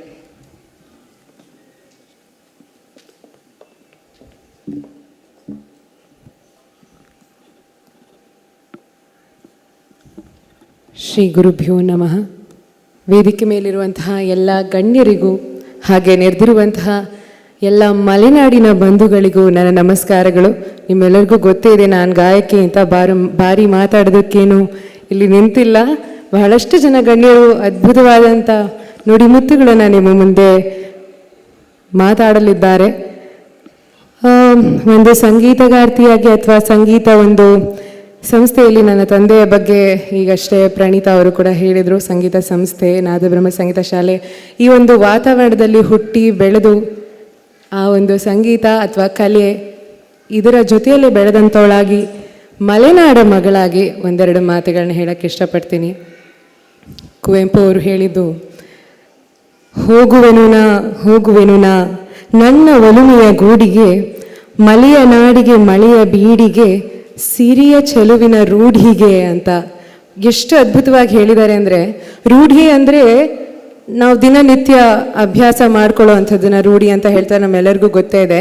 ಸಿರಿಯ ಚೆಲುವಿನ ರೂಢಿಗೆ ಅಂತ ಹೇಳಿದ್ದಾರೆ ಅಂದರೆ ಮಲೆನಾಡು ಅನ್ನೋದು ಎಂಥ ಚೆಲುವು ಅಂದರೆ ಅದು ನನಗೆ ರೂಢಿ ಆಗೋಗ್ಬಿಟ್ಟಿದೆ, ಆ ರೂಢಿಯನ್ನು ಬಿಟ್ಟು ಇರೋಕೆ ಆಗ್ತಾ ಇಲ್ಲ ಅಂತ ಹೇಳ್ತಾರೆ. ಅವರ ಬಹಳಷ್ಟು ಕವಿತೆಗಳಾಗಿರಲಿ, ಕವನಗಳಾಗಿರಲಿ, ಶ್ರೀರಾಮಾಯಣ ದರ್ಶನಂ ಆಗಿರಲಿ, ಅವರ ವಿಶ್ವ ಮಾನವ ತತ್ವವಾಗಿರಲಿ, ಇದೆಲ್ಲದೂ ಕೂಡ ನಮ್ಮ ಮಲೆನಾಡಲ್ಲಿ ಹುಟ್ಟಿದ್ದು ಅನ್ನೋದೇ ನಮ್ಮ ಒಂದು ಹೆಮ್ಮೆ. ಅದಕ್ಕೊಂದು ಜೋರಾದ ಚಪ್ಪಾಳೆ ಬರಲಿ. ನಮ್ಮ ಹೆಮ್ಮೆ ಡಾಕ್ಟರ್ ರಾಷ್ಟ್ರಕವಿ ಕುವೆಂಪು ಅವರು ಏನಿದ್ದಾರೆ, ಅವರು ಈ ಮಲೆನಾಡಿನ ಒಂದು ಪರಿಸರ ಏನಿದೆ, ಮಲೆನಾಡಿನ ಸಂಸ್ಕೃತಿ ಏನಿದೆ, ಮಲೆನಾಡಿನ ಜನರ ಹಾವ ಭಾವ, ಅವರ ಸಂಸ್ಕೃತಿ, ಅವರ ಮಾತುಗಳು ಇದರಿಂದ ಅಥವಾ ನಮ್ಮ ಮಲೆನಾಡಿನ ಸೌಂದರ್ಯದಿಂದ ಇನ್ಸ್ಪೈರ್ ಆಗಿ ಇಂತಹ ಅದ್ಭುತವಾದಂಥ ನುಡಿಗಳನ್ನು ನಮಗೆಲ್ಲ ಕೊಟ್ಟಿದ್ದಾರೆ. ವಿಶ್ವಮಾನವ ತತ್ವ, ಅದ್ರ ಬಗ್ಗೆ ನಾನು ರೀಸೆಂಟ್ಲಿ ಯಾವುದೋ ಒಂದು ಕುವೆಂಪು ಅವರೇ ಮಾತಾಡಿರುವಂತಹ ಇಂಟರ್ವ್ಯೂದು ಕೇಳ್ತಾ ಇದ್ದೆ ಕ್ಲಿಪ್ಪಿಂಗು. ಅದ್ರ ಬಗ್ಗೆ ಹೇಳ್ತಾರೆ, ವಿಶ್ವಮಾನವ ಅಂದರೆ ಏನು? ಎಷ್ಟೊಂದು ಜನ ನಾವೆಲ್ಲ ಓ ನನ್ನ ಚೇತನ ಹಾಡ್ತೀವಿ, ಎಲ್ಲರೂ ನಾನು ಗಾಯಕಿ ಆಗಿದ್ದರಿಂದ ಈ ಹಾಡಿನ ಅರ್ಥವನ್ನು ತಿಳ್ಕೊಳ್ಳೋಕ್ಕೆ ನೋಡ್ತಿರುವಾಗ ಗೊತ್ತಾಗಿದ್ದು ವಿಷಯ ಏನಂದರೆ, ಈ ವಿಶ್ವ ಮಾನವ ಅನ್ನೋ ಕಾನ್ಸೆಪ್ಟ್ ಅವರ ಮನಸ್ಸಲ್ಲಿ ಹೇಗೆ ಹುಟ್ಟಿತು. ಪ್ರತಿಯೊಬ್ಬ ಮನುಷ್ಯ ಹುಟ್ಟಿದ ತಕ್ಷಣ ಅವನು ವಿಶ್ವಮಾನವನೇ ಆಗಿ ಹುಟ್ಟಿರ್ತಾನೆ. ಅದಾದ ನಂತರ ನೀನು ಈ ಒಂದು ಊರಿನವನು, ಈ ಒಂದು ದೇಶದವನು, ನಿನ್ನದು ಈ ಒಂದು ಐಡೆಂಟಿಟಿ ಅಂತ ಹೇಳಿ ಅವನನ್ನು ಅಲ್ಪಮಾನವನನ್ನಾಗಿ ಈ ಒಂದು ಪ್ರಪಂಚ ಆಗಲಿ ಸಮಾಜ ಮಾಡಿರುತ್ತೆ. ಅದರಲ್ಲಿ ಏನೂ ನೆಗೆಟಿವ್ ಇಲ್ಲ. ಆದ್ರೂ ಅವನು ಹುಟ್ಟಿದಾಗ ಇರುತ್ತಲ್ಲ ಆ ವಿಶ್ವಮಾನವ ಒಂದು ಸ್ವಭಾವ, ಅದನ್ನು ಅವನು ಕೊನೆಯ ತನಕನೂ ಪಾಲಿಸ್ಕೊಂಡು ಹೋಗಲಿ ಅಂತ, ಅದನ್ನು ವಿಶ್ವಮಾನವ ತತ್ವ ಅಂತ ಕುವೆಂಪು ಅವರು ಹೇಳ್ತಾರೆ. ನಾವು ಯಾವುದೇ ಒಂದು ಧರ್ಮವನ್ನು ಪಾಲಿಸ್ತಿರ್ಬೋದು, ಯಾವುದನ್ನೇ ಪಾಲಿಸ್ತಾ ಇರ್ಬೋದು, ಅದನ್ನು ಪಾಲಿಸ್ಕೊಂಡು ನಿನ್ನ ಕೆಲಸನ ನೀ ಮಾಡು, ನಿನ್ನ ಧರ್ಮವನ್ನು ನೀ ಪಾಲಿಸು, ಅಥವಾ ನಿನ್ನ ಕೆಲಸ ಏನೇ ಇದ್ರೂ ಅದನ್ನೆಲ್ಲ ಮಾಡಿಕೊಂಡು ಜೊತೆಯಲ್ಲಿ ನೀನು ವಿಶ್ವಮಾನವನಾಗಿದ್ದಿ ಅನ್ನೋದನ್ನು ಯಾವುದೇ ಕಾರಣಕ್ಕೂ ಮರಿಬೇಡ ಅಂತ ಒಂದು ತತ್ವವನ್ನು ನಮಗೆ ಕುವೆಂಪು ಅವರು ಕೊಟ್ಟಿದ್ದಾರೆ. ಇದೆಲ್ಲ ಹುಟ್ಟಿದ್ದು ಮಲೆನಾಡಲ್ಲೇ. ನಾವು ಇಂಥ ಒಂದು ಮಲೆನಾಡಲ್ಲಿ ಹುಟ್ಟಿದ್ದೀವಿ ಅನ್ನೋದೇ ನಮ್ಮ ಒಂದು ಪುಣ್ಯ. ಆ್ಯಂಡ್ ನಮ್ಮೂರ ಎಕ್ಸ್ಪ್ರೆಸ್ನವರು ಬಹಳ ಅದ್ಭುತವಾಗಿ 10 ವರ್ಷದಿಂದ ಈ ಒಂದು ಕಾರ್ಯಕ್ರಮವನ್ನು ನಡೆಸ್ಕೊಂಡು ಬರ್ತಾ ಇದ್ದಾರೆ. ಇನ್ನು ಹಲವಾರು ಕಾಲ ಕಲೆ ಆಗಿರಲಿ, ಸಂಸ್ಕೃತಿ ಆಗಿರಲಿ, ನಾಟಕಗಳು, ಎಲ್ಲ ಕಾರ್ಯಕ್ರಮಗಳು ಪ್ರತಿ ವರ್ಷ ಇದೇ ಥರ ನಡೀತಾ ಹೋಗಲಿ. ಇನ್ನು ಹೆಚ್ಚಿನ ರೀತಿಯಲ್ಲಿ ಜನರು ಕೂಡ, ನಮ್ಮ ತೀರ್ಥಹಳ್ಳಿ ಅಂತ ಅಲ್ಲ, ಇಡೀ ಮಲೆನಾಡಿನ ಜನರು ಇಂಥ ಕಾರ್ಯಕ್ರಮಗಳಿಗೆ ಪ್ರೋತ್ಸಾಹವನ್ನು ನೀಡಿ ನೀವೆಲ್ಲರೂ ಬಂದು ಸೇರಿ ಫುಲ್ ಹೌಸ್ ಆಗಿ ಈ ಕಾರ್ಯಕ್ರಮಗಳು ಹೆಚ್ಚಾಗಿ ನಡೀಲಿ ಅಂತ ಕೇಳ್ತಾ ನನ್ನ ಈ ಚಿಕ್ಕ 2 ಮಾತುಗಳನ್ನು ಮುಗಿಸ್ತಾ ಇದ್ದೀನಿ. ಧನ್ಯವಾದಗಳು, ನಮಸ್ಕಾರ. ಧನ್ಯವಾದಗಳು ಸಾಧ್ವಿನಿ. ನಿಮ್ಮ ಮಾತಿನ ಜೊತೆಗೆ ಹಾಡಿಗೂ ಕೂಡ ಎಲ್ಲರೂ ಕಾಯ್ತಾ ಇದ್ದೀವಿ, ಹೌದಲ್ವಾ? ಹೌದು ಅಂತ ಒಬ್ರು ಹೇಳಿದ್ರೆ ಒಬ್ಬರಿಗೆ ಹಾಡು ಹೇಳ್ತಾರೆ ಅವರು, ಹೌದಲ್ವಾ? ಎಸ್, ಧನ್ಯವಾದಗಳು. ಮಲೆನಾಡು ಅಂದರೆ ಹಾಗೆ ಸ್ಪರ್ಧೆನೇ ಇಲ್ಲದೆ ವಿಶ್ವಸುಂದರಿಯಾದೋಳು, ಹಸಿರು ಸೀರೆ ಉಟ್ಟು ನಾಚಿ ನಿಂತ ಸೌಂದರ್ಯವತಿ ಆಕೆ. ಅಂತಹ ಪ್ರಕೃತಿಯ ಮಡಿಲಲ್ಲಿರುವಂಥ ನಾವೆಲ್ಲರೂ ಕೂಡ ಧನ್ಯರು ಅಂತ ಹೇಳ್ತಾ, ಇದೀಗ ಶ್ರೀ ಅಬ್ದುಲ್ ರೆಹಮಾನ್ ಮಾಲೀಕರು ನ್ಯಾಷನಲ್ ಕನ್ಸ್ಟ್ರಕ್ಷನ್ ಕಾರ್ಯಕ್ರಮದ ಕುರಿತಾಗಿ ಒಂದೆರಡು ಮಾತುಗಳನ್ನಾಡಬೇಕಾಗಿ ಕೇಳ್ಕೊಳ್ತಾ ಇದ್ದೀನಿ.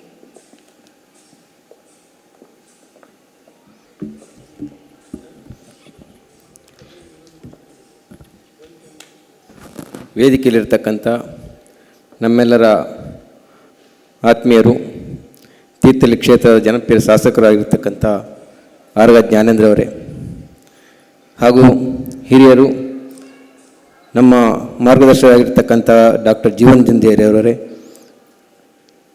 ನಮ್ಮ ಚರ್ಚಿನ ಗುರುಗಳಾಗಿರ್ತಕ್ಕಂಥ ಫಾದರ್ ಅವರೇ, ಎಲ್ಲ ವೇದಿಕೆಯಲ್ಲಿರ್ತಕ್ಕಂಥ ಗೌರವಾನ್ವಿತ ಅತಿಥಿಗಳೇ, ಈ ಕಾರ್ಯಕ್ರಮದ ವೇದಿಕೆ ಮುಂಭಾಗಿರ್ತಕ್ಕಂಥ ಎಲ್ಲ ಹಿರಿಯರೇ, ಸಹೋದರ ಸಹೋದರಿಯರೇ, ಬಹುಶಃ ನನ್ನನ್ನು ಕೂಡ ನಮ್ಮ ರಾಘವೇಂದ್ರ ಅವರು ಅತಿಥಿಯಾಗಿ ಆಗಮಿಸ್ಬೇಕು, ಬಂದು ಕಾರ್ಯಕ್ರಮದಲ್ಲಿ ಭಾಗವಹಿಸ್ಬೇಕಂತ ನನಗೆ ಪದೇ ಪದೇ ಫೋನ್ ಮಾಡಿ ಹೇಳಿದರು. ಯಾವುದೇ ಕೆಲಸದ ನಿಮಿತ್ತ ಹೊರಡಿದ್ದರೂ ಕೂಡ ನಾನು ರಾಘವೇಂದ್ರ ಅವರ ಒಂದು ಆತ್ಮೀಯತೆಗೆ ಬೆಲೆ ಕೊಟ್ಟು ಇಲ್ಲಿ ಬಂದಿದ್ದೇನೆ. ಬಹುಶಃ ರಾಘವೇಂದ್ರ ಅವರ ಬಗ್ಗೆ ಒಂದೆರಡು ಮಾತನ್ನು ನಾನು ಹೇಳಬೇಕಾಗತ್ತೆ. ತಮ್ಮ ಸಣ್ಣ ವಯಸ್ಸಿನಲ್ಲೇ ಪತ್ರಿಕೋದ್ಯಮನವರು ಅರಿಸಿಕೊಂಡು ಬಂದಿರತಕ್ಕಂಥ ದಿನಗಳಲ್ಲಿ ನನಗೆ ಪರಿಚಯ ಆಗಿದ್ದರು. ಭಾಳ ಕಷ್ಟದ ಕೆಲಸ. ಇದನ್ನು ಪತ್ರಿಕೋದ್ಯಮ ಮಾಡೋದು ತುಂಬ ಸುಲಭದ ಕೆಲಸ ಅಲ್ಲ. ಅದರಲ್ಲಿ ಬರ್ತಕ್ಕಂತಹ ಹಲವಾರು ಅಡೆತಡೆಗಳನ್ನು ಕೂಡ ನಾನು ನೋಡಿದ್ದೇನೆ. ಅದನ್ನು ಎದುರಿಸಿ ಇವತ್ತು 10ನೇ ವರ್ಷಕ್ಕೆ ಅವರು ಪಾದಾರ್ಪಣೆ ಮಾಡಿದ್ದಾರೆ. ಈ ಮಲೆನಾಡಿನ ಬಗ್ಗೆ ಭಾಳಷ್ಟು ಮಾತುಗಳನ್ನು 1-2-3 ಜನ ಮಾತಾಡಿದರು. ಬಹುಶಃ ನಾನು ಕೂಡ ಹೆಚ್ಚಿಗೆ ಮಾತಾಡೋಕ್ಕಲ್ಲ, ಯಾಕಂದರೆ ನಾವು ಒಬ್ಬ ಉದ್ಯಮಿಗಳು.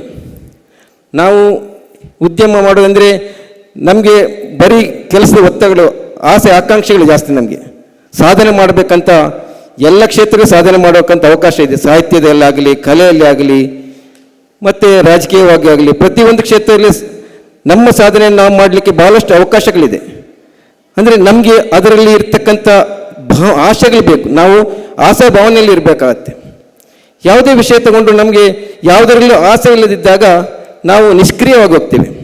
ಈಗ ನೋಡಿ, ನಮಗೆ ನೋಡಿ, ನಾವೆಲ್ಲರೂ ಒಂದು ಸಣ್ಣ ಒಬ್ಬ ಕೂಲಿ ಕಾರ್ಮಿಕಕ್ಕೆ ಬಂದಿರತಕ್ಕಂಥ ಒಬ್ಬ ಹಾಜಿ ಶೇಖ್ ಅಹಮ್ಮದವರ ಮಕ್ಕಳು ನಾವು.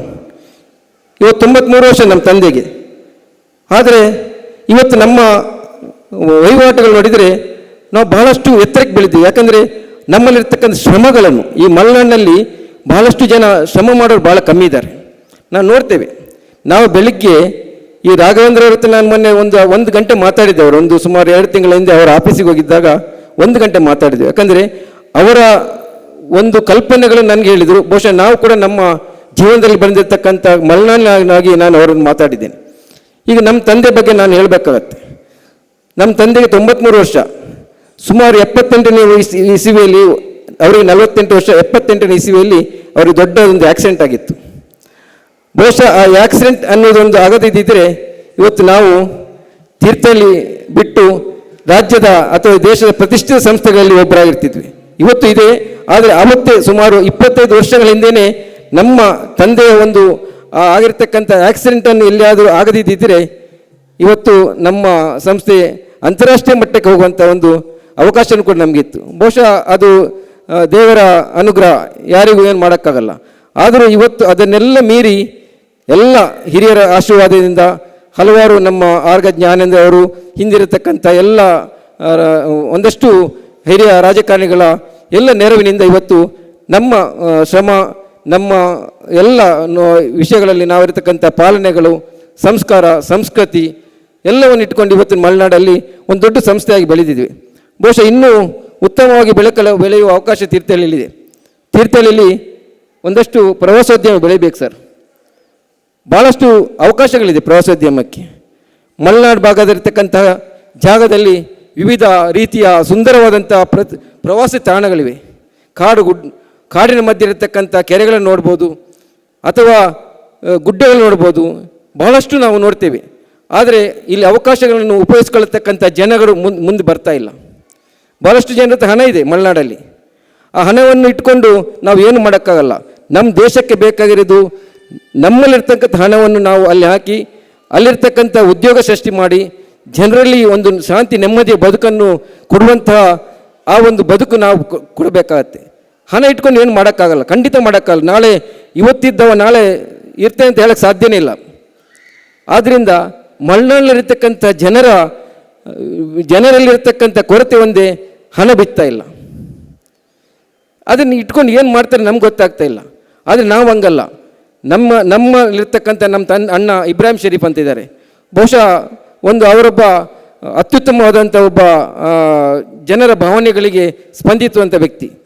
ನಾವು ಗೌರವಿಸ್ಕೊಂಡು ನಾವು ಅವರ ಒಂದು ನೇತೃತ್ವದಲ್ಲಿ ಇವತ್ತು ನಾವು ದುಡಿತಾ ಇದ್ದೇವೆ.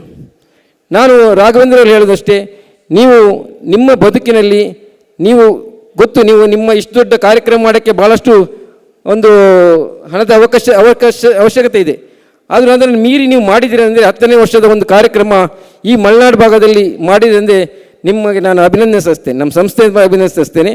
ಬಹುಶಃ ನಾವು ಕೂಡ ನಮ್ಮ ಮುಂದಿನದಲ್ಲಿ ಮಲೆನಾಡು ಅನ್ನೋದು ಹೆಂಗಿರಬೇಕಂದ್ರೆ ಪ್ರವಾಸಿಗಳ ಜೊತೆಯಲ್ಲಿ ದೊಡ್ಡ ಉದ್ಯಮವನ್ನು ನಿರ್ವಹಣೆ ಮಾಡುವಂಥ ಒಂದಷ್ಟು ಕಾರ್ಖಾನೆಗಳು ಬರಬೇಕಾಯ್ತು. ಸಣ್ಣ ಪುಟ್ಟ ಕಾರ್ಖಾನೆ ಬಂದರೆ ಸಾಕು.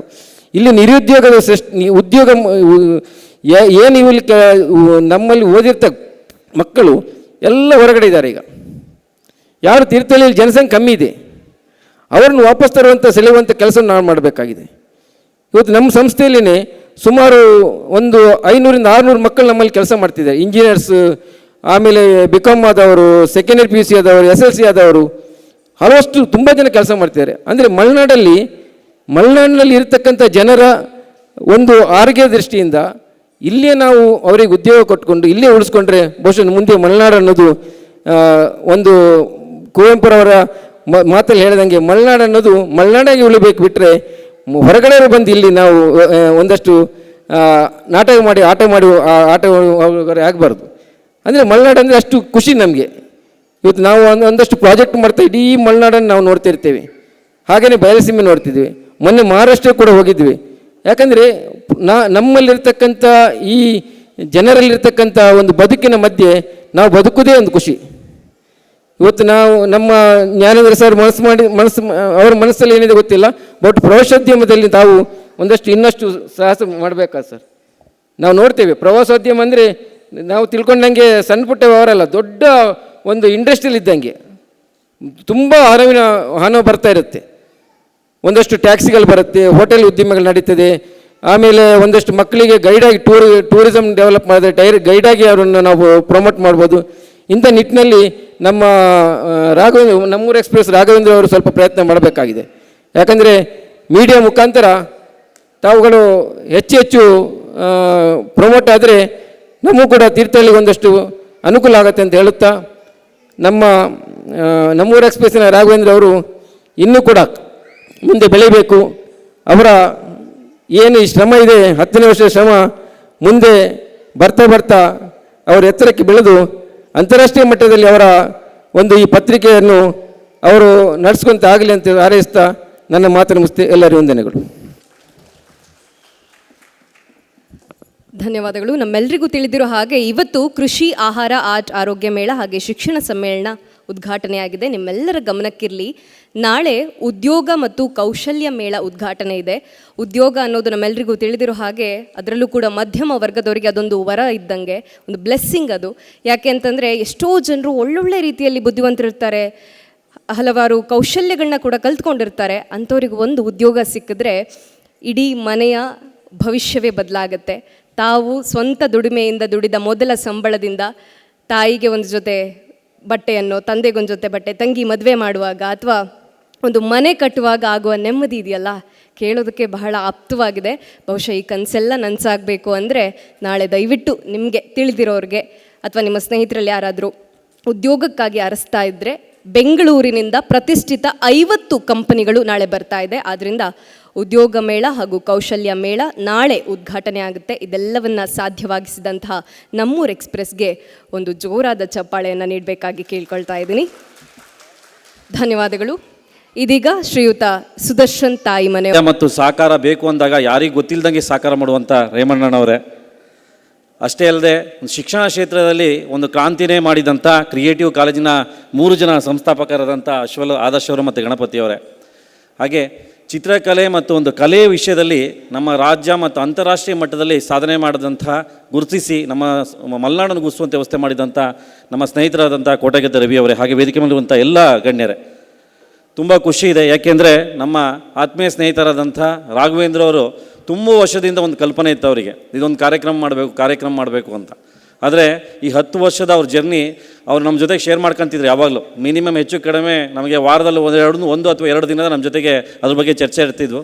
ಆದರೆ ಇವತ್ತು ಆ ದಿನ ಬಂದಾಗ ಖುಷಿಪಟ್ಟಲ್ಲಿ ನಾನು ಒಬ್ಬ, ಈ ಒಂದು ಕಾರ್ಯಕ್ರಮ ಮಾಡ್ತೀವಿ ಅಂತ ಅಂದ್ಬಿಟ್ಟು ಇವತ್ತು ಈ ದೊಡ್ಡ ಮಟ್ಟದಲ್ಲಿ ಒಂದು ತೀರ್ಥಹಳ್ಳಿಯಲ್ಲಿ ಮಲೆನಾಡೋತ್ಸವ ಮಾಡ್ತಿದ್ದಾರೆ.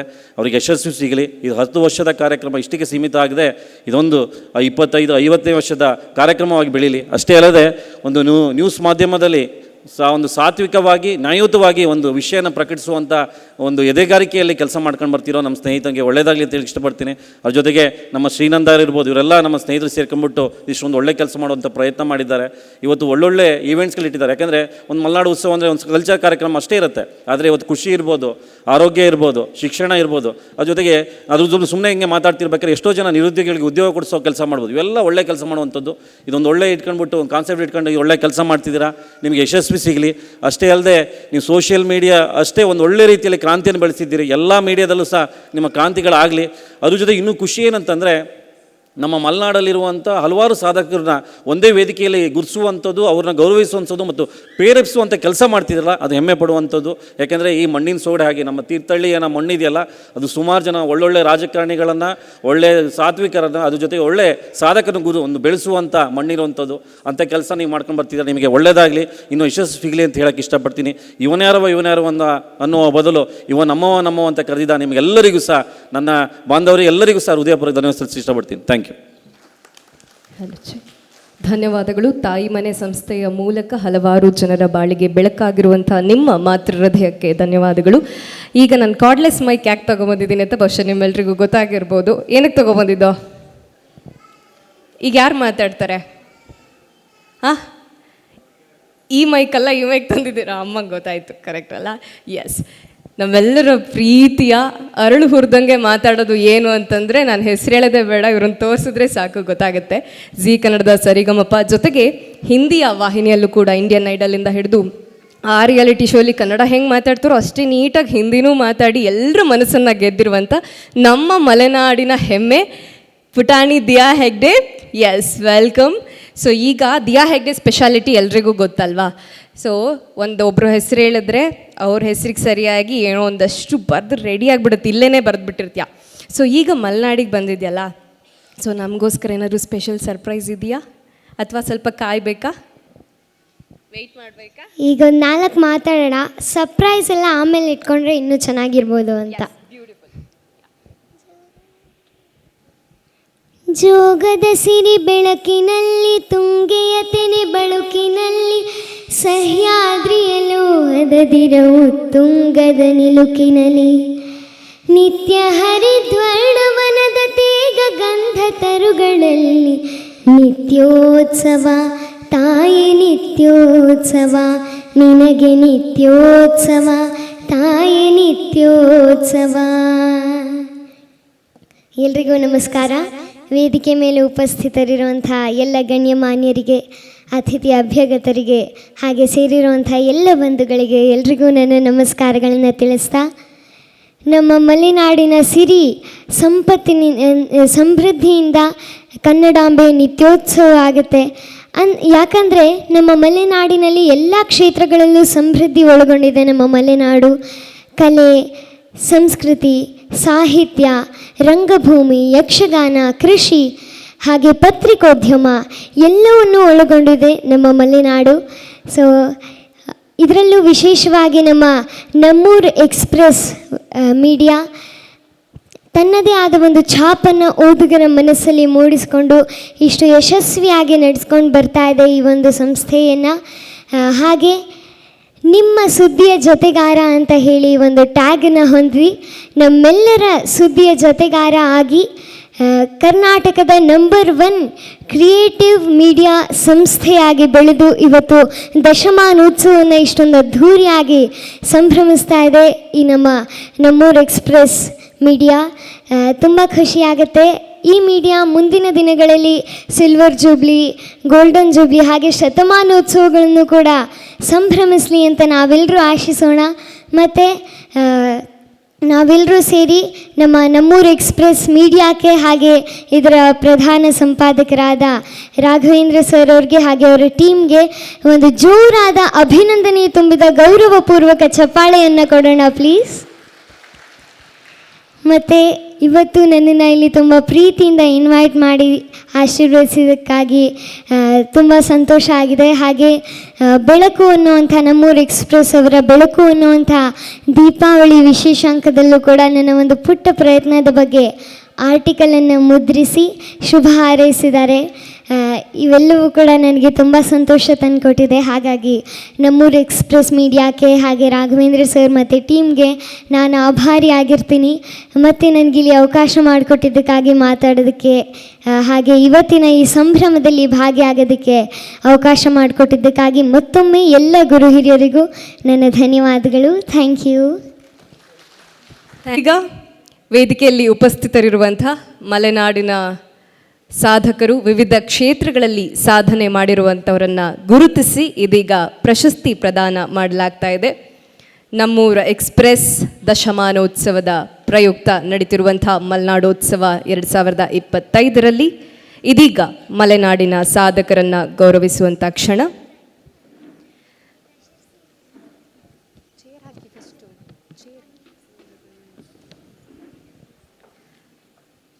ತಾಯಿ ಶಾರದೆ ಎಲ್ಲರನ್ನ ಕೈ ಬೀಸಿ ಕರೀತಾಳೆ, ಆದರೆ ಕೆಲವರನ್ನು ಮಾತ್ರ ಅಪ್ಪಿಕೊಳ್ತಾಳೆ ಅನ್ನೋ ಮಾತಿದೆ. ಆದ್ದರಿಂದ ಹಾಗೆ ತಾಯಿ ಶಾರದೆ ಹರಿಸಿದಂತಹ ಸಾಧಕರು ಇವತ್ತು ನಮ್ಮ ಮಲೆನಾಡಿನ ಹೆಸರನ್ನು ದೇಶ ವಿದೇಶಗಳಲ್ಲಿ ಪಸರಿಸ್ತಾ ಇದ್ದಾರೆ ಅಂದರೆ ಅದು ನಿಜಕ್ಕೂ ನಮಗೆ ಹೆಮ್ಮೆಯ ವಿಷಯ.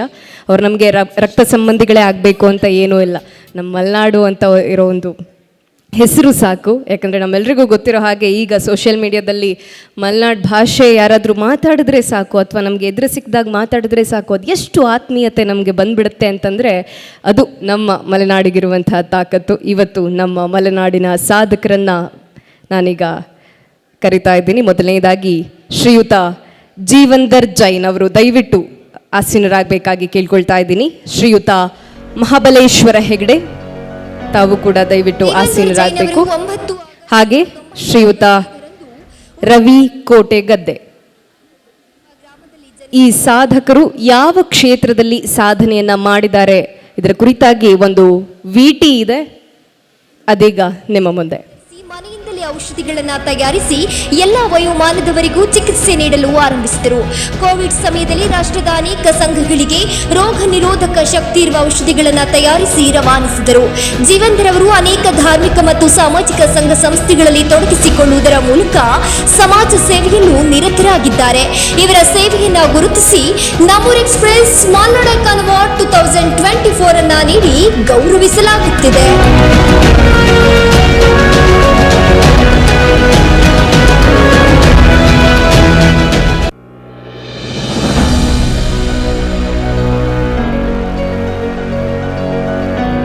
ಮಹಾಬಲೇಶ್ವರ ಹೆಗ್ಡೆಯವರು ಮೂಲತಃ ಉತ್ತರ ಕನ್ನಡ ಜಿಲ್ಲೆಯವರು. 24 ನವೆಂಬರ್ 1969ರಂದು ಸಿದ್ದಾಪುರ ತಾಲೂಕಿನ ಕಡೆಗೌಡ ಗ್ರಾಮದಲ್ಲಿ ಜನಿಸಿದರು. ತಂದೆ ದೇವರು ಹೆಗ್ಡೆ, ತಾಯಿ ಹೊನ್ನೆ ಹೆಗ್ಡೆ. 1997ರಲ್ಲಿ ಹೊಸನಗರ ತಾಲೂಕಿನ ಕೋರನಕೋಟೆ ಸರ್ಕಾರಿ ಕಿರಿಯ ಪ್ರಾಥಮಿಕ ಶಾಲೆಯಲ್ಲಿ ಶಿಕ್ಷಕರಾಗುವ ಮೂಲಕ ವೃತ್ತಿ ಜೀವನವನ್ನ ಆರಂಭಿಸಿದರು. ಪ್ರಸ್ತುತ ತೀರ್ಥಹಳ್ಳಿಯ ಸರ್ಕಾರಿ ಹಿರಿಯ ಪ್ರಾಥಮಿಕ ಶಾಲೆ ಸೇಬಿನಕೆರೆಯಲ್ಲಿ ಸೇವೆ ಸಲ್ಲಿಸುತ್ತಿದ್ದಾರೆ. ರಾಜ್ಯ ಮಟ್ಟದಲ್ಲಿ ಶಿಕ್ಷಕರ ಸೊಸೈಟಿ, ಸಹಕಾರ ಸಂಘ ಕಟ್ಟುವ ಮೂಲಕ ಸಾವಿರಾರು ಶಿಕ್ಷಕರಿಗೆ ಬದುಕಿನ ಭದ್ರತೆ ನೀಡಿದ್ದಾರೆ. ಕಟ್ಟಡಗಳ ನಿರ್ಮಾಣ, ಮಾರ್ಟ್ ನಿರ್ಮಾಣ ಮುಖಾಂತರ ಉದ್ಯೋಗಾವಕಾಶಗಳನ್ನು ದೊರಕಿಸಿಕೊಡುತ್ತಿದ್ದಾರೆ. ಸಮಾಜ ಸೇವೆಯನ್ನು ಮುಂಚೂಣಿಯಲ್ಲಿದ್ದಾರೆ. ಇವರ ಸಾಧನೆಯನ್ನ ಗುರುತಿಸಿ ನಮ್ಮೂರ್ express Malnad business achievers award 2024 ಅನ್ನ ನೀಡಿ ಗೌರವಿಸಲಾಗ್ತಾ ಇದೆ.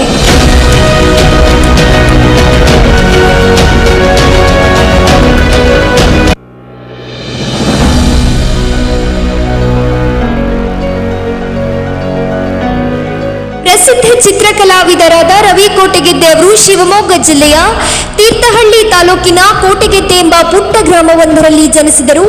ರವಿ ಅವರು ತಮ್ಮ ಪ್ರಾಥಮಿಕ, ಪ್ರೌಢ ಹಾಗೂ ಪದವಿ ಪೂರ್ವ ಶಿಕ್ಷಣವನ್ನ ಹುಟ್ಟೂರಿನಲ್ಲಿ ಪೂರ್ಣಗೊಳಿಸಿದ ಬಳಿಕ ಮೈಸೂರಿಗೆ ತೆರಳಿ ಅಲ್ಲಿನ ಡಿಎಂಎಸ್ ಲಲಿತ ಕಲಾ ಮಹಾ ಸಂಸ್ಥಾನದಲ್ಲಿ ಬಿಎಫ್ಎ ಮತ್ತು ಮಾಸ್ಟರ್ಸ್ ಆಫ್ ಫೈನ್ ಆರ್ಟ್ಸ್ ಅಧ್ಯಯನದ ಮೂಲಕ ಎಂಎ ಪದವಿಯನ್ನ ಗಳಿಸಿದರು.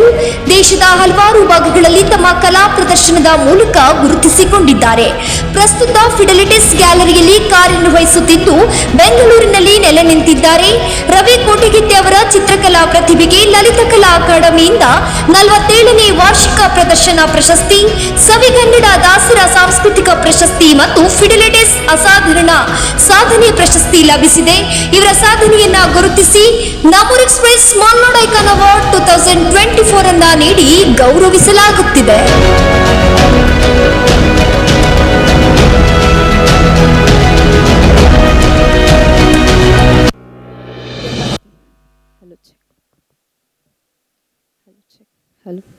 ಎಲ್ಲ ಸಾಧಕರಿಗೂ ಕೂಡ ನಮ್ಮ ಮಲೆನಾಡಿಗರು ಒಂದು ಜೋರಾದ ಚಪ್ಪಾಳೆಯನ್ನು ನೀಡಬೇಕಾಗಿ ಕೇಳ್ಕೊಳ್ತಾ ಇದ್ದೀನಿ. ವೇದಿಕೆಯಲ್ಲಿರುವ ಗಣ್ಯರು ದಯವಿಟ್ಟು ಅವರಿಗೆ ಸನ್ಮಾನವನ್ನು ನೆರವೇರಿಸಬೇಕಾಗಿ ಕೇಳ್ಕೊಳ್ತಾ ಇದ್ದೀನಿ. ಶ್ರೀಯುತ ಆರ್ಗ ಜ್ಞಾನೇಂದ್ರ ಅವರು ಹಾಗೆ ಎಲ್ಲ ವೇದಿಕೆಯಲ್ಲಿರುವ ಗಣ್ಯರು ನಮ್ಮ ಮಲೆನಾಡಿನ ಪ್ರತಿಭೆಗಳಿಗೆ ಇದೀಗ ಪ್ರಶಸ್ತಿ ಪ್ರದಾನವನ್ನು ಮಾಡಲಿದ್ದಾರೆ.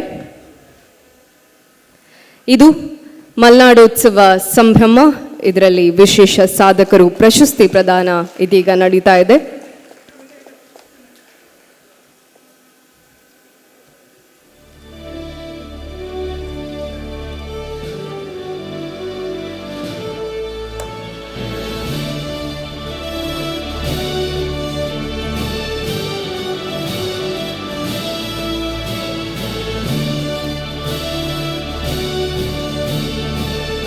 ನಮ್ಮಲ್ಲಿ ಎಷ್ಟೋ ಜನ ಸಾಧಕರ ಹೆಸರು ಪತ್ರಿಕೆಗಳಲ್ಲಿರ್ಬೋದು, ಮಾಧ್ಯಮಗಳಲ್ಲಿ ಇರ್ಬೋದು, ಬರೋದು ಕೆಲವೊಮ್ಮೆ ತಪ್ಪಿ ಹೋಗುವ ಸಾಧ್ಯತೆ ಇರುತ್ತೆ. ಯಾಕಂದ್ರೆ ಅವರೆಲ್ಲ ಎಲೆಮರೆಯ ಕಾಯಿಯ ಹಾಗೆ ಕೆಲಸವನ್ನು ನಿರ್ವಹಿಸ್ತಾ ಇರ್ತಾರೆ. ಆದರೆ ಇವತ್ತು ನಮ್ಮೂರ್ ಎಕ್ಸ್ಪ್ರೆಸ್ ಅವರೆಲ್ಲರನ್ನ ಗುರುತಿಸಿ, ಅದರಲ್ಲೂ ಕೂಡ ನಮಗೆ ಬಹುಶಃ ಸಾಧಕರಿಗೆ ಇದು ಬಹಳ ಆಪ್ತವಾಗಬಹುದು. ಎಲ್ಲೆಲ್ಲೋ ಸನ್ಮಾನಗಳು ಅಥವಾ ಗುರುತಿಸುವಿಕೆ ನಡೆದರೆ ಅಷ್ಟೊಂದು ಖುಷಿಯಾಗುತ್ತೋ ಇಲ್ವೋ, ನಮ್ಮೂರಿನಲ್ಲಿ, ನಮ್ಮ ನೆಲದಲ್ಲಿ, ನಮ್ಮ ಮಣ್ಣಿನಲ್ಲಿ ಒಂದು ಗೌರವ ಅಥವಾ ಒಂದು ಗುರುತಿಸುವಿಕೆ ಸಿಗುತ್ತಲ್ಲ, ಅದರ ಆನಂದ ಆಪ್ಯಾಯಮಾನವಾದದ್ದು. ಆದ್ದರಿಂದ ಇವತ್ತು ಪ್ರಶಸ್ತಿಯನ್ನು ಸ್ವೀಕರಿಸಿದಂತಹ ಎಲ್ಲ ಸಾಧಕರಿಗೆ, ನಮ್ಮ ಮಲೆನಾಡಿನ ಹೆಮ್ಮೆಯ ಸಾಧಕರಿಗೆ ನಮ್ಮೂರ್ ಎಕ್ಸ್ಪ್ರೆಸ್ ಹಾಗೂ ಮಲೆನಾಡಿಗರ ಪರವಾಗಿ ಹೃದಯ ಸ್ಪರ್ಶಿ ಅಭಿನಂದನೆಗಳು.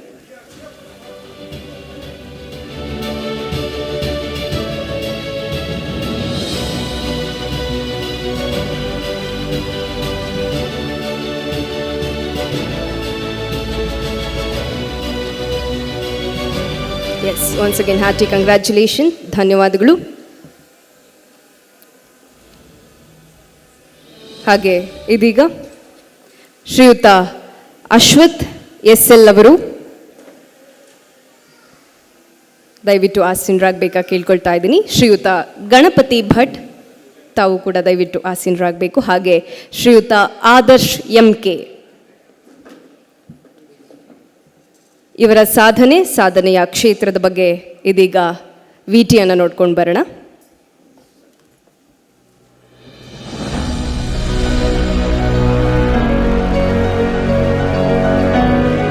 ಅಶ್ವಥ್ SL ರವರು ಗಣಿತ ವಿಷಯದಲ್ಲಿ MSc ಸ್ನಾತಕೋತ್ತರ ಪದವೀಧರರಾಗಿದ್ದು ಆಳ್ವಾಸ್ PU ಕಾಲೇಜಿನಲ್ಲಿ ಸಹಾಯಕ ಪ್ರಾಧ್ಯಾಪಕರಾಗಿ ತಮ್ಮ ವೃತ್ತಿ ಜೀವನವನ್ನು ಆರಂಭಿಸಿದರು. ಕಾರ್ಕಳದ ಕ್ರಿಯೇಟಿವ್ ಕಾಲೇಜಿನ ಸಂಸ್ಥಾಪಕರಲ್ಲಿ ಒಬ್ಬರಾದ ಅಶ್ವಥ್ SL ರವರು ಲೇಖಕರು ಹೌದು. ಅರಿವಿನ ದಾರಿ ಎಂಬ ಲೇಖನಗಳ ಸಂಕಲನವನ್ನ ಪ್ರಕಟಿಸಿದ್ದಾರೆ. ಇದು ಅವರ ಮೊದಲ ಕೃತಿಯಾಗಿದ್ದು ಹದಿಹರಿಯದ ಮಕ್ಕಳಿಗೆ ದಾರಿದೀಪದಂತಿದೆ. ಪುಸ್ತಕ ಪ್ರೇಮಿಗಳಿಗೆ ಅನುಕೂಲವಾಗಲೆಂದು ಮತ್ತು ಪುಸ್ತಕ ಸಂಸ್ಕೃತಿ ಓದುವ ಅಭಿರುಚಿಯನ್ನ ಇಂದಿನ ತಲೆಮಾರಿನವರಲ್ಲಿ ಬೆಳೆಸುವ ಸಲುವಾಗಿ ಪುಸ್ತಕ ಮನೆ ಎಂಬ ಯೋಜನೆಯನ್ನ ಆರಂಭಿಸುವ ಮೂಲಕ ಕನ್ನಡ ನುಡಿ ಸೇವೆ ಮಾಡುತ್ತಿದ್ದಾರೆ. ಇದೊಂದು ಕರುನಾಡಿಗೆ ನೀಡಿದ ಕೊಡುಗೆಯಾಗಿದೆ. ಇವರ ಶಿಕ್ಷಣ ಕ್ಷೇತ್ರದ ಸಾಧನೆಯನ್ನ ಗುರುತಿಸಿ ನಾಮೂರ್ ಎಕ್ಸ್‌ಪ್ರೆಸ್ ಸ್ಮಾಲ್ ನಾಡ್ ಐಕಾನ್ ಅವಾರ್ಡ್ 2024 ಅನ್ನ ನೀಡಿ ಗೌರವಿಸಲಾಗುತ್ತಿದೆ.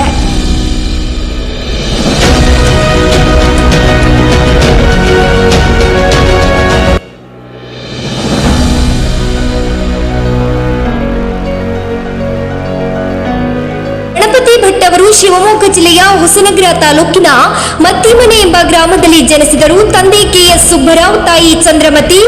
ವಿದ್ಯಾಭ್ಯಾಸದ ನಂತರ ಮಂಗಳೂರಿನ ಎಕ್ಸ್ಪರ್ಟ್ ಪದವಿ ಪೂರ್ವ ಕಾಲೇಜಿನಲ್ಲಿ, ಮೂಡುಬಿದಿರೆಯ ಎಕ್ಸಲೆಂಟ್ ಪದವಿ ಪೂರ್ವ ಕಾಲೇಜಿನಲ್ಲಿ ಮತ್ತು ಮಂಗಳೂರಿನ ಪಾಲಾ ಕಾಲೇಜಿನಲ್ಲಿ ಗಣಿತಶಾಸ್ತ್ರದ ಉಪನ್ಯಾಸಕರಾಗಿ ಸೇವೆ ಸಲ್ಲಿಸಿದರು. ಇದರೊಂದಿಗೆ ಕೆಸೆಟ್, ನೀಟ್ ಮೊದಲಾದ ಸ್ಪರ್ಧಾತ್ಮಕ ಪರೀಕ್ಷೆಗಳ ಸಂಯೋಜಕರಾಗಿ ಕರ್ತವ್ಯ ನಿರ್ವಹಿಸಿದ್ದಾರೆ. ಪ್ರಸ್ತುತ ಕಾರ್ಕಳದ ಕ್ರಿಯೇಟಿವ್ ಶಿಕ್ಷಣ ಪ್ರತಿಷ್ಠಾನದ ಸಹ ಸಂಸ್ಥಾಪಕರಾಗಿ ಕರ್ತವ್ಯ ನಿರತರಾಗಿದ್ದಾರೆ. ಶಿಕ್ಷಣ ಕ್ಷೇತ್ರದಲ್ಲಿನ ಗಣಪತಿಯವರ ಸೇವೆಯನ್ನು ಗುರುತಿಸಿ ಶಿಕ್ಷಣ ಸಿರಿ ರಾಷ್ಟ್ರ ಪ್ರಶಸ್ತಿ, ಪಂಚರತ್ನ ಪ್ರಶಸ್ತಿ, ಕನ್ನಡ ಪ್ರಭ ಮತ್ತು ಏಷ್ಯಾನೆಟ್ ಸುವರ್ಣ ನ್ಯೂಸ್ ವತಿಯಿಂದ ಸುವರ್ಣ ಸಾಧಕ ಪ್ರಶಸ್ತಿಗಳು ಇವರನ್ನ ಅರಿಸಿಕೊಂಡು ಬಂದಿದೆ. ಇವರ ಶಿಕ್ಷಣ ಕ್ಷೇತ್ರದ ಸಾಧನೆಯನ್ನ ಗುರುತಿಸಿ ನಾಮೂರ್ ಎಕ್ಸ್‌ಪ್ರೆಸ್ ಸ್ಮಾಲ್ ನಾಡ್ ಐಕಾನ್ ಅವಾರ್ಡ್ 2024 ಅನ್ನ ನೀಡಿ ಗೌರವಿಸಲಾಗುತ್ತಿದೆ.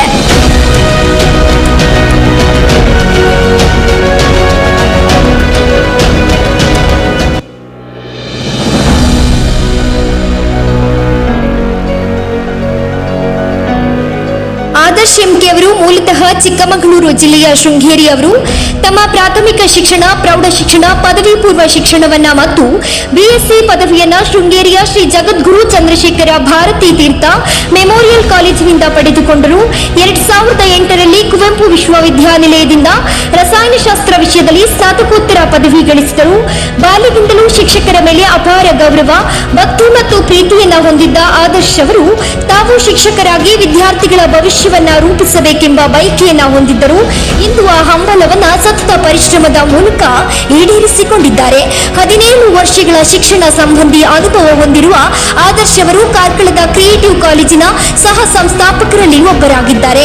ಇವರ ಶಿಕ್ಷಣ ಕ್ಷೇತ್ರದ ಸಾಧನೆಯನ್ನ ಗುರುತಿಸಿ ನಾಮೂರ್ ಎಕ್ಸ್‌ಪ್ರೆಸ್ ಸ್ಮಾಲ್ ನಾಡ್ ಐಕಾನ್ ಅವಾರ್ಡ್ 2024 ಅನ್ನ ನೀಡಿ ಗೌರವಿಸಲಾಗುತ್ತಿದೆ.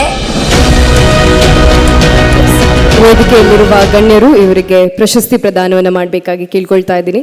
ನಮ್ಮಲ್ಲಿ ಇನ್ಸ್ಪಿರೇಷನ್ಗಾಗಿ ನಾವೆಲ್ಲೆಲ್ಲೋ ಹೊರಗಡೆ ಹುಡುಕ್ತಾ ಇರ್ತೀವಿ, ಬಟ್ ಬಹಳ ಹೆಮ್ಮೆಯಿಂದ ಇವತ್ತು ನಾವು ನೋಡ್ತಾ ಇದ್ದೀವಿ ವೇದಿಕೆಯಲ್ಲಿರೋರು ಒಂದು ಲೆಕ್ಚರರ್ ಆಗಿ, ಪ್ರೊಫೆಸರ್ ಆಗಿ ತಮ್ಮ ಪಯಣವನ್ನು ಪ್ರಾರಂಭ ಮಾಡಿ ಒಂದು ಶಿಕ್ಷಣ ಸಂಸ್ಥೆಯನ್ನು ಕರಾವಳಿಯಲ್ಲಿ ಮಲೆನಾಡಿನಿಂದ ಹೋಗಿ ಕಟ್ಟಿ ಬೆಳೆಸ್ತಾರೆ ಅಂದರೆ ಅದು ಸುಲಭದ ಮಾತಲ್ಲ.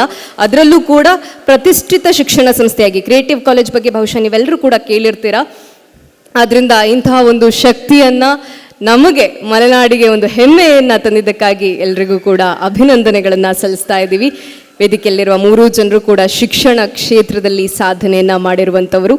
ಮತ್ತೊಮ್ಮೆ ಅಭಿನಂದನೆಗಳು.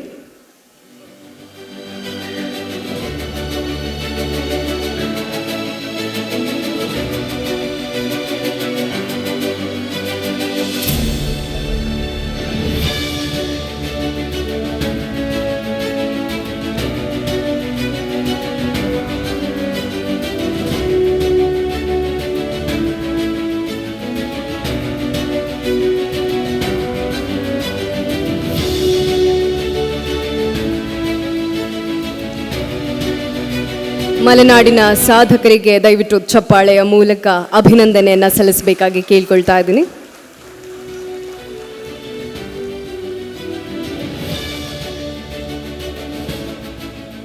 ಧನ್ಯವಾದಗಳು. ಹಾಗೆ ಈಗ ಶ್ರೀಯುತ ಸುದರ್ಶನ್ ತಾಯಿ ಮನೆಯವರು ದಯವಿಟ್ಟು ಆಸೀನರಾಗಬೇಕಾಗಿ ಕೇಳ್ಕೊಳ್ತಾ ಇದ್ದೀನಿ. ಹಾಗೆ ನಮ್ಮೆಲ್ಲರ ಹೆಮ್ಮೆಯ ಗಾಯಕಿ ಸಾಧ್ವಿನಿ ಕೊಪ್ಪ, ಹಾಗೆ ನಮ್ಮ ಮಲೆನಾಡಿನ ಹೆಮ್ಮೆ ದಿಯಾ ಹೆಗ್ಡೆ ದಯವಿಟ್ಟು ಆಸೀನರಾಗಬೇಕಾಗಿ ಕೇಳ್ಕೊಳ್ತಾ ಇದ್ದೀನಿ. ಕೇವಲ ಹೆಸರಿನಲ್ಲಿ ಮಾತ್ರ ಅಲ್ಲ, ತಾಯಿ ಮನೆ ಅನ್ನುವಂಥ ಹೆಸರಿರೋದು, ಅದಕ್ಕೆ ಅನ್ವರ್ತಕದಂತೆ ಅವರು ಮಾತೃ ವಾತ್ಸಲ್ಯದಿಂದಲೇ ಅದೆಷ್ಟೋ ಜನರ ಬಾಳಿಗೆ ಬೆಳಕಾಗಿದ್ದಾರೆ. ಹಾಗೆ ತಮ್ಮ ಧ್ವನಿಯ ಮೂಲಕ, ಸಂಗೀತದ ಮೂಲಕ ನಮ್ಮೆಲ್ಲರನ್ನ ಮನಸ್ಸನ್ನು ಗೆದ್ದಿರುವಂತಹ ಸಾಧ್ವಿನಿ ಹಾಗೆ ದಿಯಾ ಹೆಗ್ಡೆ ಇವರ ಪಯಣದ ಕುರಿತಾಗಿ ವಿಟಿ ನಿಮ್ಮ ಮುಂದೆ.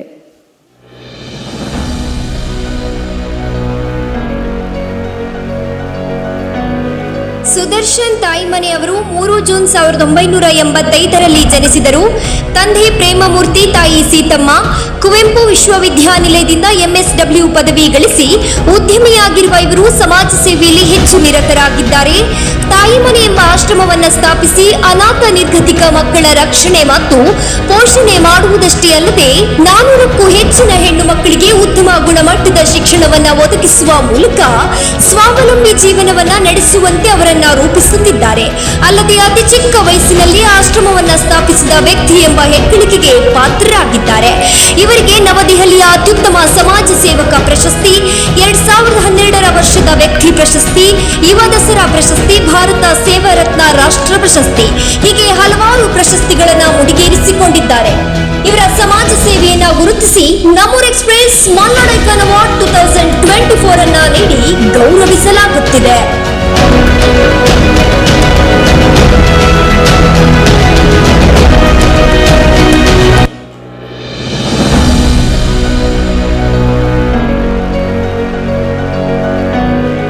ಸಾಧ್ವಿನಿ ಕೊಪ್ಪ ಅವರು ಚಿಕ್ಕಮಗಳೂರು ಜಿಲ್ಲೆಯ ಕೊಪ್ಪ ತಾಲೂಕಿನಲ್ಲಿ ಜನಿಸಿದರು. ತಂದೆ ಶ್ರೀನಿಧಿ, ತಾಯಿ ಶೋಭಾ. ಸಾಧ್ವಿನಿ ಅವರು ತಮ್ಮ 3ನೇ ವಯಸ್ಸಿನಲ್ಲೇ ಸಂಗೀತಾಭ್ಯಾಸವನ್ನ ಪ್ರಾರಂಭಿಸಿದರು. ತಂದೆ ತಾಯಿ ನಾದಬ್ರಹ್ಮ ಸಂಗೀತ ಮತ್ತು ನೃತ್ಯ ಶಾಲೆಯನ್ನ ನಡೆಸುತ್ತಿದ್ದಾರೆ. ಜಿ ಕನ್ನಡ ವಾಹಿನಿಯ ಸರಿಗಮಪ ಸೀಸನ್ 15ರ ರನ್ನರ್ ಅಪ್ ಆಗಿರುವ ಇವರು MBA IT ಪದವೀಧರೆ. ರಾಷ್ಟ್ರ ಮತ್ತು ಅಂತಾರಾಷ್ಟ್ರೀಯ ಮಟ್ಟದಲ್ಲಿ ಕಾರ್ಯಕ್ರಮಗಳೆಲ್ಲ ನೀಡಿರುವ ಸಾಧ್ವಿನಿ ಅವರು ಕನ್ನಡ ಮತ್ತು ಇತರ ಭಾಷೆಗಳ ಚಲನಚಿತ್ರಗಳಲ್ಲಿ ಗಾಯಕಿಯಾಗಿ ಗುರುತಿಸಿಕೊಂಡಿದ್ದಾರೆ. ಇವರ ಸಂಗೀತ ಕ್ಷೇತ್ರದ ಸಾಧನೆಯನ್ನ ಗುರುತಿಸಿ ನಮ್ಮೂರ್ ಎಕ್ಸ್ಪ್ರೆಸ್ ಮಲ್ನಾಡ್ ಐಕಾನ್ ಅವಾರ್ಡ್ 2024 ಅನ್ನ ನೀಡಿ ಗೌರವಿಸಲಾಗುತ್ತಿದೆ.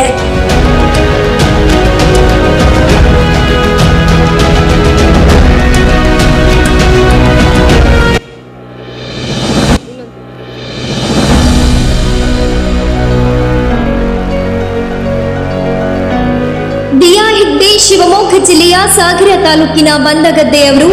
ತಂದೆ ವೆಂಕಟೇಶ್ ಹೆಗ್ಡೆ, ತಾಯಿ ಅಪರ್ಣಾ. ಅಕ್ಕ ದಿಶಾ ಹೆಗ್ಡೆ. ದಿಯಾ ಹೆಗ್ಡೆ ಬಾಲಭಾರತಿ ಶಾಲೆಯಲ್ಲಿ 7ನೇ ತರಗತಿಯನ್ನ ಪೂರೈಸಿದ್ದಾರೆ. ಜಿ ಕನ್ನಡದ ಸರಿಗಮಪ ಕಾರ್ಯಕ್ರಮದ ಮೂಲಕ ಕನ್ನಡಿಗರ ಮನೆಯ ಮಗುವಾದ ದಿಯಾ ಹಿಂದಿಯ ಸಂಗೀತ ಸ್ಪರ್ಧೆಯಲ್ಲಿ ಭಾಗವಹಿಸಿ ತೀರ್ಪುಗಾರರಿಂದ ಸಹಿ ಎನಿಸಿಕೊಂಡು ಕರುನಾಡಿಗೆ, ಅದರಲ್ಲೂ ಮಲೆನಾಡಿಗೆ ಕೀರ್ತಿ ತಂದುಕೊಟ್ಟಿದ್ದಾಳೆ. ಲಾಯರಾಗಬೇಕೆಂಬ ಕನಸನ್ನ ಹೊತ್ತಿರುವ ದಿಯಾ ಸಂಗೀತ, ಓದು ಕಾರ್ಯಕ್ರಮಗಳಿಗೆ ಸಮಯವನ್ನ ಸರಿಯಾಗಿ ಮೀಸಲಿಟ್ಟಿದ್ದಾರೆ. ಕೇವಲ ಹಾಡುಗಾರ್ತಿಯಷ್ಟೇ ಅಲ್ಲದೆ ತಾಯಿ ಬರೆದುಕೊಡುವ ಕವನ ಅಥವಾ ಸಾಲುಗಳನ್ನ ತನ್ನದೇ ಶೈಲಿಯಲ್ಲಿ ಹೇಳುವ ಪ್ರತಿಭೆಯ ಮೂಲಕ ಮತ್ತೊಂದು ರೀತಿಯಲ್ಲಿ ಗುರುತಿಸಿಕೊಂಡಿದ್ದಾರೆ. ಇವರ ಸಂಗೀತ ಕ್ಷೇತ್ರದ ಸಾಧನೆಯನ್ನ ಗುರುತಿಸಿ ನಮ್ಮೂರ್ ಎಕ್ಸ್ಪ್ರೆಸ್ ಮಲ್ನಾಡ್ ಐಕಾನ್ ಅವಾರ್ಡ್ 2024 ಅನ್ನ ನೀಡಿ ಗೌರವಿಸಲಾಗ್ತಾ ಇದೆ.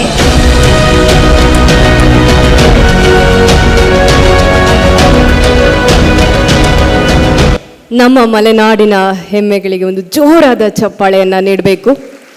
ನಮ್ಮೆಲ್ರಿಗೂ ತಿಳಿದಿರೋ ಹಾಗೆ ಒಂದು ಮಾತಿದೆ, ಬೆಳಕೆ ಇಲ್ಲದ ದಾರಿಯಲ್ಲಿ ನಡೆದು ಬಿಡ್ತೀನಿ, ಆದರೆ ಕನಸಿಲ್ಲದ ದಾರಿಯಲ್ಲಿ ನಾನು ಹೇಗೆ ನಡೀಲಿ ಅಂತ ಹೇಳ್ತಾರೆ. ಅದೇ ರೀತಿಯಲ್ಲಿ ಒಂದು ಕನಸನ್ನು ಕಂಡು ಆ ಕನಸನ್ನು ಬೆನ್ನತ್ತಿ ಇವತ್ತು ಇಷ್ಟೊಂದು ಜನರ ಎದುರಿಗೆ ಸನ್ಮಾನವನ್ನು ಸ್ವೀಕರಿಸುವಂತಹ ಒಂದು ಅದ್ಭುತವಾದ ಕ್ಷಣಕ್ಕೆ ನಾವು ಸಾಕ್ಷಿಯಾಗ್ತಿದ್ದೀವಿ. ನಮ್ಮ ಮಲೆನಾಡಿನ ಹೆಮ್ಮೆಯಾಗಿ ಅವರ ಸಾಧನೆ ಇನ್ನಷ್ಟು ಎತ್ತರಕ್ಕೆ ಹೋಗಲಿ ಅಂತ ನಾವೆಲ್ಲರೂ ಕೂಡ ಆಶಿಸ್ತಾ, ಇದೀಗ ಮಲೆನಾಡೋತ್ಸವ 2025ರಲ್ಲಿ ವಿಶೇಷ ಸಾಧಕರಿಗೆ ಪ್ರಶಸ್ತಿಯನ್ನು ನೀಡಿ ಗೌರವಿಸಲಾಗ್ತದೆ. ವೇದಿಕೆಯಲ್ಲಿರುವ ಗಣ್ಯರು ಸನ್ಮಾನವನ್ನು ಮಾಡಬೇಕಾಗಿ ಕೇಳ್ಕೊಳ್ತಾ ಇದ್ದೀನಿ. ಹಾಗೆ ನಿಮ್ಮೆಲ್ಲರ ಗಮನಕ್ಕೆ ನಾಳೆ ಉದ್ಯೋಗ ಮತ್ತು ಕೌಶಲ್ಯ ಮೇಳ ಉದ್ಘಾಟನೆ ಇರುತ್ತೆ. ಬೆಂಗಳೂರಿನಿಂದ ಪ್ರತಿಷ್ಠಿತ 50 ಕಂಪನಿಗಳು ಬರುತ್ತೆ. ಸೊ ಅದರಲ್ಲಿ ಇಂಟರ್ವ್ಯೂ ಪಾಸ್ ಆದವರಿಗೆ ಖಂಡಿತವಾಗ್ಲೂ ಅವರ ಕನಸನ್ನು ನನಸಾಗಿಸಿಕೊಳ್ಳುವಂಥ ಉದ್ಯೋಗ ಅವರದ್ದಾಗತ್ತೆ. ದಯವಿಟ್ಟು ಇದನ್ನು ನಿಮಗೆ ಗೊತ್ತಿರುವಂಥವರಿಗೆ ಹೇಳಬೇಕು ಅಂತ ಕೇಳ್ಕೊಳ್ತಾ ಇದ್ದೀವಿ.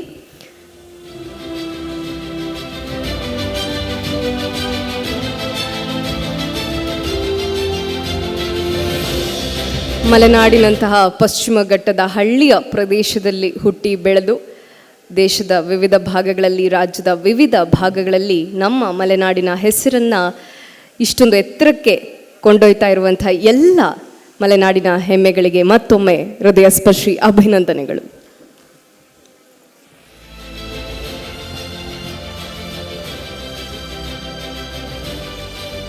ಈಗ ವಿಶೇಷ ಕ್ಷೇತ್ರಗಳಲ್ಲಿ, ವಿವಿಧ ಕ್ಷೇತ್ರಗಳಲ್ಲಿ ಸಾಧನೆ ಮಾಡಿರುವವರ ವಿಟಿಯನ್ನು ನಾವು ನೋಡಿದ್ವಿ. ಬಹಳ ಮುಖ್ಯವಾಗಿ ನಮ್ಮ ಮುಂದೆ ಒಬ್ಬರು ನಮ್ಮ ಸ್ಫೂರ್ತಿ ಇದ್ದಾರೆ.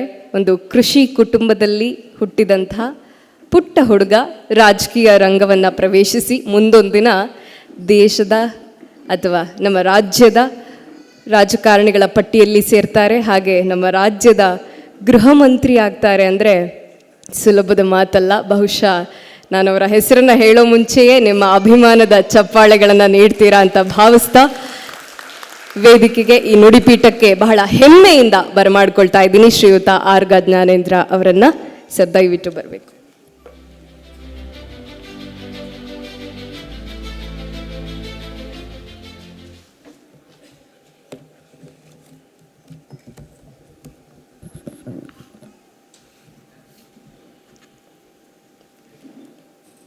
ಈ ವೈಶಿಷ್ಟ್ಯಪೂರ್ಣ ಸಮಾರಂಭದ ವೇದಿಕೆಯಲ್ಲಿರುವ ಗಣ್ಯರಾದಂಥ ಹಿರಿಯರಾದಂಥ ಡಾಕ್ಟರ್ ಜೀವೇಂದ್ರ ಜೈನ್ ಅವರೇ,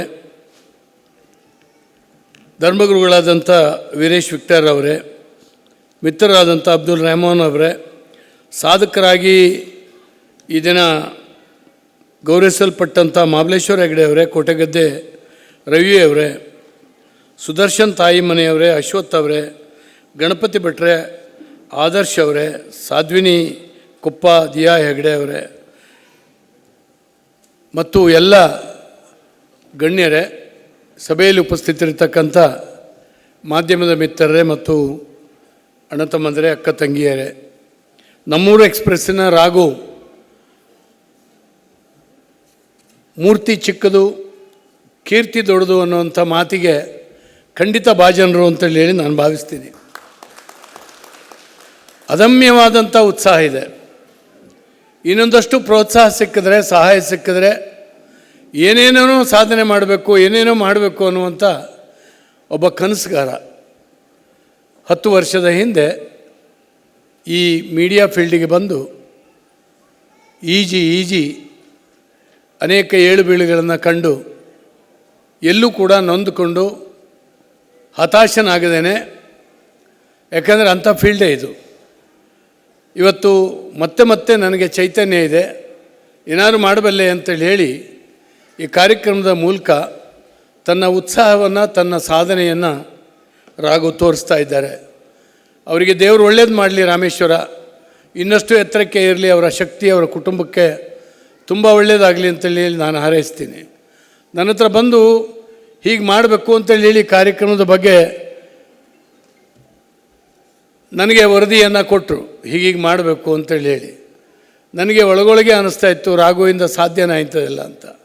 ಆದರೆ ಇವತ್ತು ನೋಡಿದ್ರೆ ನನಗೆ ಖಂಡಿತ ಆಶ್ಚರ್ಯ ಆಯಿತು. ಚೆನ್ನಾಗಿ ಮಾಡಿದ್ದಾರೆ. ಏನೋ ಒಂದು ಹೊಸ ಕಾನ್ಸೆಪ್ಟ್ ತೀರ್ಥಹಳ್ಳಿಯಲ್ಲಿ ಮಲೆನಾಡು ಉತ್ಸವ, ಇದು ನಿಜವಾಗ್ಲೂ ಕೂಡ ಹೊಸ್ತಿದ್ದು, ಫಸ್ಟ್ ಟೈಮ್ ಇದಾಗ್ತಾ ಇರುವಂಥದ್ದು.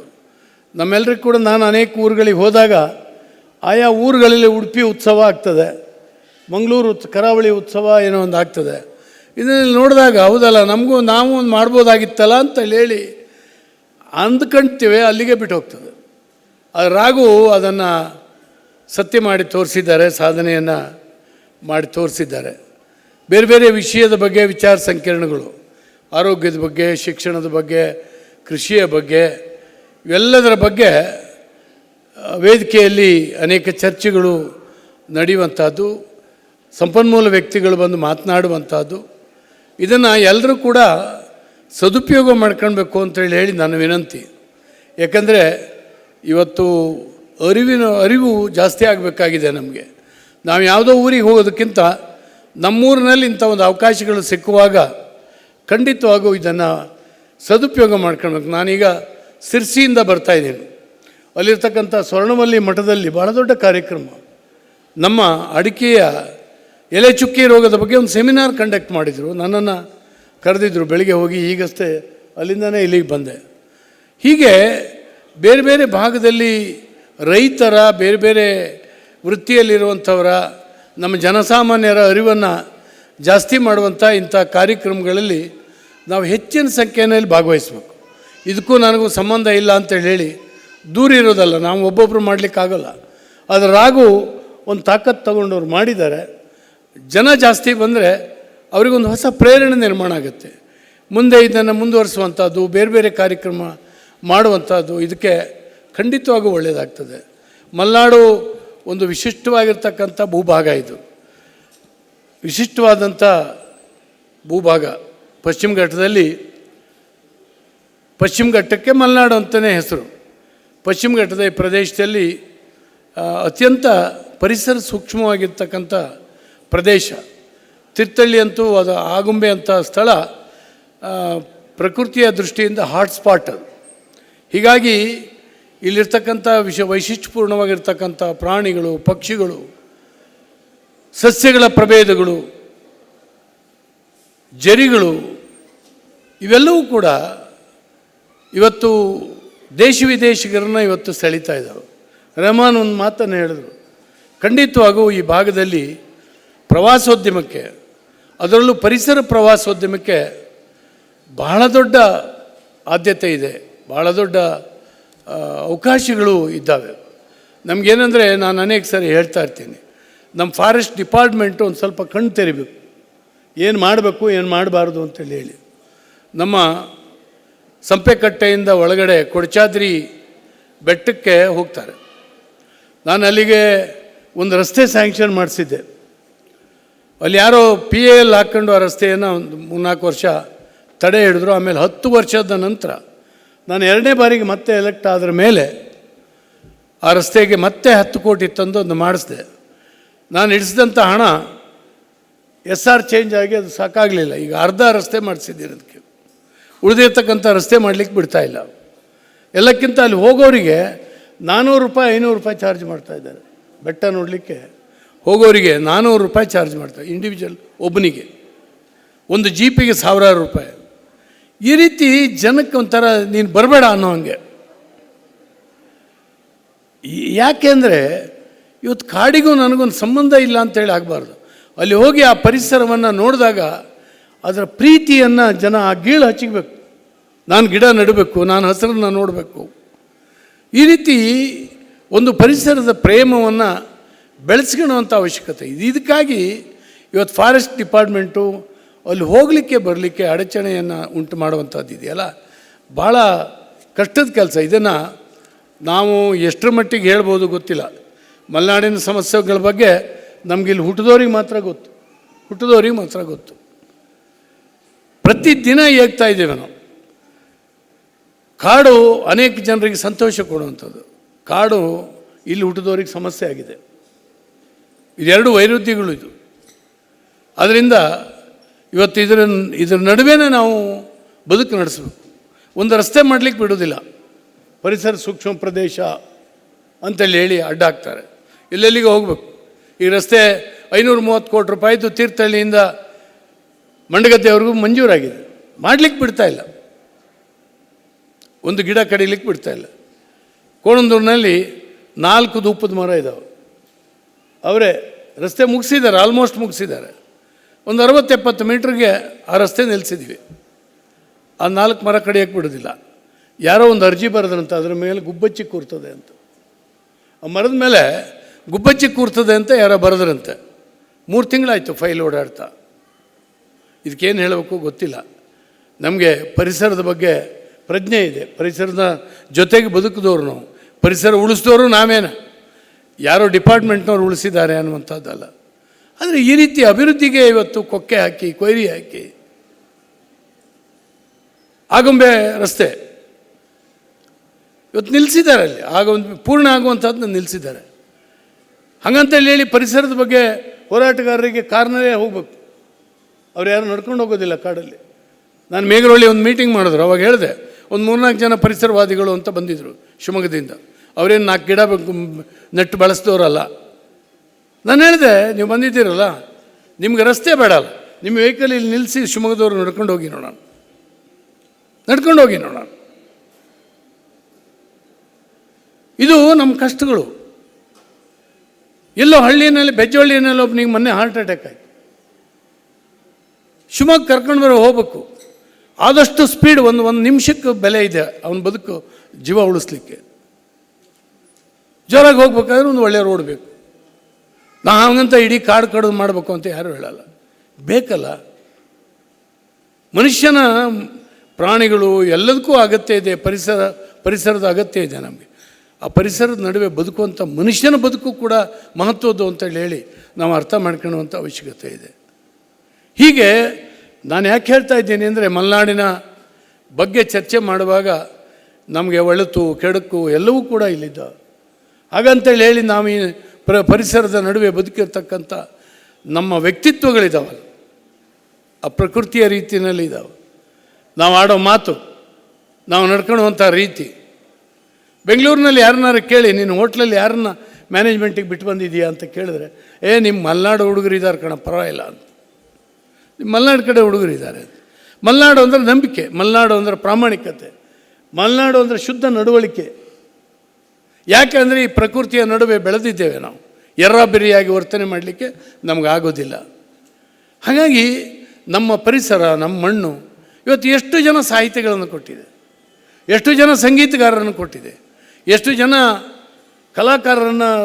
ಇವತ್ತು ರವಿ ಅಂಥವ್ರನ್ನ, ಚಿಸು ಕೃಷ್ಣಶೆಟ್ಟಿ ಅಂಥವ್ರು ನಮ್ಮವರೇ, ಕೃಷ್ಣಶೆಟ್ಟಿ ರವಿ ಇಬ್ಬರು ಕೂಡ ನಮ್ಮ ತಾಲೂಕಿನವರು.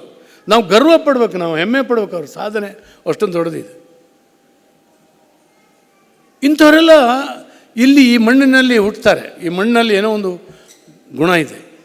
ಒಳ್ಳೆಯ ರಾಜಕಾರಣಿಗಳು, ಕಡದಾಳು ಮಂಜಪ್ಪನವರಿಂದ ಹಿಡಿದು, ಗೋಪಾಲ್ ಗೌಡರಿಂದ ಹಿಡಿದು, ಕೊಪ್ಪದ ಗೋವಿಂದೇಗೌಡರಿಂದ ಹಿಡಿದು, ಸಾಗರದ LT ಹೆಗ್ಡೆ ಅವರಿಂದ ಹಿಡಿದು, ಇವೆಲ್ಲ ಮಲೆನಾಡಿನ ಕೊಡುಗೆಗಳು ಈ ರಾಷ್ಟ್ರಕ್ಕೆ, ಸಾರ್ವಜನಿಕ ಜೀವನಕ್ಕೆ. ಈ ರೀತಿ ವಿವಿಧ ರಂಗಗಳಲ್ಲಿ ಸಾಧನೆ ಮಾಡಿರ್ತಕ್ಕಂಥ ಅನೇಕ ಸಾಧಕರು ಹುಟ್ಟಿದ್ದು ಮಲೆನಾಡಿನಲ್ಲಿ. ಹಾಗಾಗಿ ಇವತ್ತು ಮಲೆನಾಡಿನ ವೈಶಿಷ್ಟ್ಯವನ್ನು ನಾವು ಅರ್ಥ ಮಾಡ್ಕೊಳ್ಬೇಕು, ನಾವು ಬದುಕು ಹೇಗೆ ನಡೆಸಬೇಕು ಅಂತೇಳಿ ಮತ್ತೆ ಆತ್ಮಾವಲೋಕನ ಮಾಡ್ಕೊಳ್ಬೇಕು. ಅಂತಹ ಒಂದು ಸಮಾರಂಭವನ್ನು ಮಿತ್ರ ರಾಘು ಅವರು ನಮ್ಗೆ ಒದಗಿಸ್ಕೊಟ್ಟಿದ್ದಾರೆ. ನಾಳೆ ಉದ್ಯಮಿಗಳು ಬರ್ತಾ ಇದ್ದಾರೆ. ನಮ್ಮ ನಿರುದ್ಯೋಗಿ ಯುವಕರಿಗೆ, ಯುವತಿಯರಿಗೆ ಒಂದು ಅವಕಾಶವನ್ನು ಕೂಡ, ಅದರಲ್ಲೂ ಒಂದು ಅವಕಾಶವನ್ನು ಮಾಡಿಕೊಟ್ಟಿದ್ದಾರೆ. ಭಾಳ ಸಂತೋಷ ಆಗುತ್ತೆ. ಎದುರುಗಡೆ ಸ್ಟಾಲ್ಗಳಿದ್ದಾವೆ. ನಾನು ಇಡೀ 1 ಗಂಟೆ ಅದನ್ನು ಸುತ್ತ ಹಾಕಿ ಬಂದೆ. ಎಲ್ಲೆಲ್ಲಿಂದನೂ ಬಂದಿದ್ದಾರೆ. ಏನೋ ವೈಶಿಷ್ಟ್ಯಪೂರ್ಣವಾಗಿರ್ತಕ್ಕಂಥ ತಿಂಡಿ, ಬಟ್ಟೆ, ಮಿಷನರಿಗಳು. ನಿಜವಾಗ್ಲೂ 2-3 ದಿನಗಳ ಕಾಲ ಇಡೀ ತೀರ್ಥಹಳ್ಳಿ ಇಲ್ಲಿ ಬಂದು ನೋಡಬೇಕು, ಇಲ್ಲಿ ಅನುಭವಿಸ್ಬೇಕು. ನಾವು ಎಳ್ಳಮಾಸ ಜಾತ್ರೆ ತಿರುಗ್ತೀವಿ, ಬಹುಶಃ ಇನ್ನೊಂದು ಜಾತ್ರೆ ಇದು ರಾಘವಿಂದ ಆಗ್ತಾಕ್ಕಂಥದ್ದು. ನನಗೆ ಸಂತೋಷ ಆಗುತ್ತೆ, ಒಳ್ಳೆಯದಾಗಲಿ. ತೀರ್ಥಹಳ್ಳಿಯನ್ನು ಈ ರೀತಿ ಜನ ಗುರುತಿಸೋ ಹಾಗೆ ಮಾಡುವಂಥ ಸಾಧಕರಿದ್ದಾರಲ್ಲ. ರಾಘು ಏನು ಇದ್ದಂಥ ಮನುಷ್ಯ ಅಲ್ಲ, ಯಾರ್ಯಾರೋ ಕೊಡಬೇಕು ಈ ಕಾರ್ಯಕ್ರಮ. ಅದನ್ನು ಮಾಡುವಂಥ ದಕ್ಷತೆ ಇದೆ, ತಾಕತ್ತಿದೆ. ಇದನ್ನು ಮಾಡಿದ್ದಾರೆ. ಇವತ್ತು ಸಾಧಕರನ್ನು ಕರ್ಕೊಂಡು ಬಂದು ಇಲ್ಲಿ ಸನ್ಮಾನ ಮಾಡಿದ್ದಾರೆ. ಇಲ್ಲಿ ಸನ್ಮಾನ ಸಿಗ್ತದೆ ಅಂತ ಸಾಧನೆ ಮಾಡಿದವರು ಅವ್ರು ಯಾರೂ ಅಲ್ಲ. ಆದರೆ ಅವ್ರನ್ನ ಇಲ್ಲಿ ಕೂರಿಸಿ ಸನ್ಮಾನ ಮಾಡೋದ್ರ ಮೂಲಕ ಇಲ್ಲಿ ಎದುರುಗಡೆ ಕೂತವರಿಗೆ ಒಂದು ಪ್ರೇರಣೆಯನ್ನು ತುಂಬುವಂಥದ್ದು. ಇಂಥ ಕೆಲಸ ಮಾಡಿದ್ರೆ ಸಮಾಜ ನನ್ನನ್ನು ಗುರುತಿಸ್ತದೆ ಅಂತ ಆಗಬೇಕು, ಬೆಂತಡ್ತದೆ ಅಂತ ಆಗಬೇಕು. ಆಗ ಇಂಥ ಸಾಧಕರ ಸಂಖ್ಯೆ ಜಾಸ್ತಿ ಆಗ್ತದೆ. ಅದು ನಿಲ್ಲಬಾರ್ದು. ಅವರು ಸಾಧನೆ ಮಾಡಿದ್ದಾರೆ ಅಂತ ಹೇಳಿದ್ರೆ ಅದು ಮುಂದುವರಿಬೇಕು, ಆ ಪರಂಪರೆ ಮುಂದುವರಿಬೇಕು. ವಿವಿಧ ರಂಗದಲ್ಲಿ ಮಾಡಿದ್ದಾರೆ.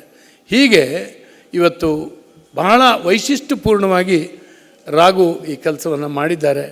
ಮೀಡಿಯಾದಲ್ಲಿ ಕೆಲಸ ಮಾಡುವಂಥದ್ದು ಹುಡುಗಾಟ ಅಲ್ಲ. ಮೀಡಿಯಾ ಒಂದು ದುಡಿಮೆಯ ವೃತ್ತಿ ಅಲ್ಲ, ಅದು ಕಮರ್ಷಿಯಲ್ ಅಲ್ಲ, ಒಂದು ಸೇವಾ ವಿಭಾಗ. ಅದು ಬಹಳ ದೊಡ್ಡ ಶ್ರೀಮಂತರಾಗಲಿಕ್ಕೆ ಆಗೋದಿಲ್ಲ. ಈಗ ಆ ಮೀಡಿಯಾ ಉದ್ಯಮಿಗಳಿಗೆ ಕೈಗೆ ಸಿಕ್ಕಿದೆ. ಹಾಗಾಗಿ ಭಾಳ ಕಮರ್ಷಿಯಲ್ ಆಗಿದ್ದನ್ನ ನಡೆಸ್ತಾ ಇದ್ದಾರೆ. ಉಳಿದಂಥವರು ಸೇವಾ ಮನೋಭಾವದಿಂದ ಬಂದವರೆಲ್ಲ ಕಮರ್ಷಿಯಲ್ ಆಗಿ ಯೋಚನೆ ಮಾಡೋಗೆ ಆಗಿದೆ. ಅವ್ರ ಕೈ ಬಿಟ್ಟು ಹೋಗಿದೆ. ಓನರ್ ಎಲ್ಲರೂ ಕೂಡ ಇವತ್ತು ದೊಡ್ಡ ದೊಡ್ಡ ಉದ್ಯಮಿಗಳ ಕೈಯಲ್ಲೇ ಇದೆ. ಹಾಗಾಗಿ ಇದರಲ್ಲಿ ಲಾಭ ನಷ್ಟದ ಲೆಕ್ಕಾಚಾರಗಳು ಬರ್ತಾವೆ. ಎತಿಕ್ ಹೊರಟೋಗ್ತಾ ಇದೆ. ಇದು ಬಹಳ ಮುಖ್ಯ ಆಗ್ತದೆ.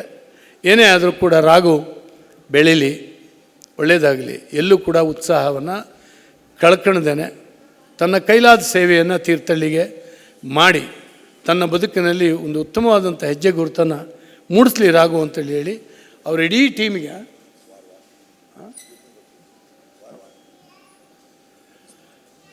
ನಾನು ಅಭಿನಂದಿಸ್ತೇನೆ. ಇವತ್ತು ನಿಮಗೆಲ್ಲ ಗೊತ್ತಿದೆ, ಈ ದೇಶ ಒಂದು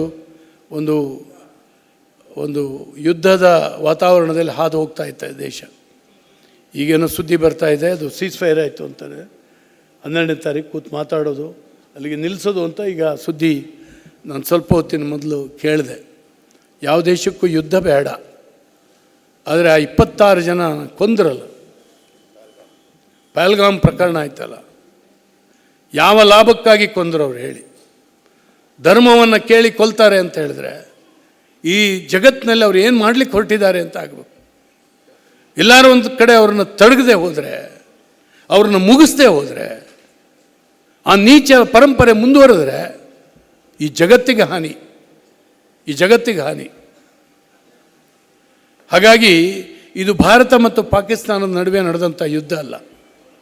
ಟೆರರಿಸಮಿನ ವಿರುದ್ಧ, ಭಯೋತ್ಪಾದಕರ ವಿರುದ್ಧ ಇವತ್ತು ಭಾರತ ಕೈಕಟ್ಟಿ ಕೂತ್ಕೊಳ್ಳಲಿಲ್ಲ. ಅವರು 26 ಜನರ ಯಾರು ಸತ್ತಿದ್ದಾರೆ ಅವರ ಸಾವು ವ್ಯರ್ಥ ಆಗದಿದ್ದ ಹಾಗೆ ನೋಡ್ಕೊಂಡಿದ್ದೆ. ನಾನು ಮೋದಿಯವ್ರನ್ನ ಈ ವೇದಿಕೆ ಮೂಲಕ ಅಭಿನಂದನೆ ಸಲ್ಲಿಸ್ತೇನೆ. ಈ ರಾಷ್ಟ್ರದಲ್ಲಿ ಎಲ್ಲ ಪಕ್ಷಗಳು ಪಂಗಡಗಳು ಸೇರಿ ಮೋದಿಯವರ ಕೈಯನ್ನು ಬಲಪಡಿಸಿ ಒಬ್ಬ ವ್ಯಕ್ತಿಯಂತೆ ಈ ರಾಷ್ಟ್ರದಲ್ಲಿ ನಾವೆಲ್ಲರೂ ನಿಂತಿದ್ದೇವೆ. ಧರ್ಮವನ್ನು ಮೀರಿ, ರಾಜಕಾರಣವನ್ನು ಮೀರಿ ಈ ರಾಷ್ಟ್ರದಲ್ಲಿ ಸೈನಿಕರಿಗೆ, ಕೇಂದ್ರ ಸರ್ಕಾರಕ್ಕೆ ಬೆಂಬಲವಾಗಿ ನಾವು ನಿಂತು ಭಾರತ ಏನು ಅಂತೇಳಿ ಹೇಳಿ ಇವತ್ತು ತೋರಿಸುವಂಥ ಕೆಲಸ ಈ ಯುದ್ಧದ ಸಂದರ್ಭದಲ್ಲಿ ಆಗಿದೆ ಅಂತೇಳಿ ಹೇಳಿ ನಾನು ಭಾವಿಸ್ತೇನೆ. ಒಳ್ಳೆಯದಾಗಲಿ. ಪಾಕಿಸ್ತಾನ ಏನು ಒಳ್ಳೆಯ ಸ್ಥಿತಿನಲ್ಲಿ ಇಲ್ಲ, ಉಣ್ಣಕ್ಕೆ ಅನ್ನ ಇಲ್ಲದೆ ಇರುವಂಥ ದರಿದ್ರ ಸ್ಥಿತಿನಲ್ಲಿ ಇದೆ. ಜಗತ್ತಿನಲ್ಲಿ ಅತಿ ಹೆಚ್ಚು ಸಾಲ ಮಾಡಿರ್ತಕ್ಕಂಥ ಯಾವುದಾದ್ರು ರಾಷ್ಟ್ರ ಇದ್ದರೆ ಅದು ಪಾಕಿಸ್ತಾನ. ಆದರೂ ಅದರ ನೀಚ ಬುದ್ಧಿಯನ್ನು ಬಿಡಬೇಕು. ಟೆರರಿಸ್ಟನ್ನು ಸಾಕುವಂಥದ್ದನ್ನ ಜಗತ್ತಿಗೆ ಕಿರುಕುಳ ಕೊಡುವಂಥ ಕೆಲಸವನ್ನು ಅದು ಬಿಟ್ಟು ಬದುಕೋ ಕಡೆ ನೋಡಿದ್ರೆ, ಆ ರಾಷ್ಟ್ರದ ಅಭಿವೃದ್ಧಿ ಕಡೆ ನೋಡಿದ್ರೆ ಅದು ಮೇಲೆ ಬರ್ಬೋದು, ನಾವು ಮೇಲೆ ಬರಲಿಕ್ಕಾಗ್ತದೆ. ಮಗ್ಗಲು ಮುಳ್ಳಾಗಿದ್ದಾರೆ ಅವರು. ನಮ್ಮ ದೇಶದಲ್ಲೇ ಡಿವೈಡ್ ಆಗಿ ಹೋದವರು, ನಮ್ಮ ದಾಯಾದಿ ಮಕ್ಕಳು.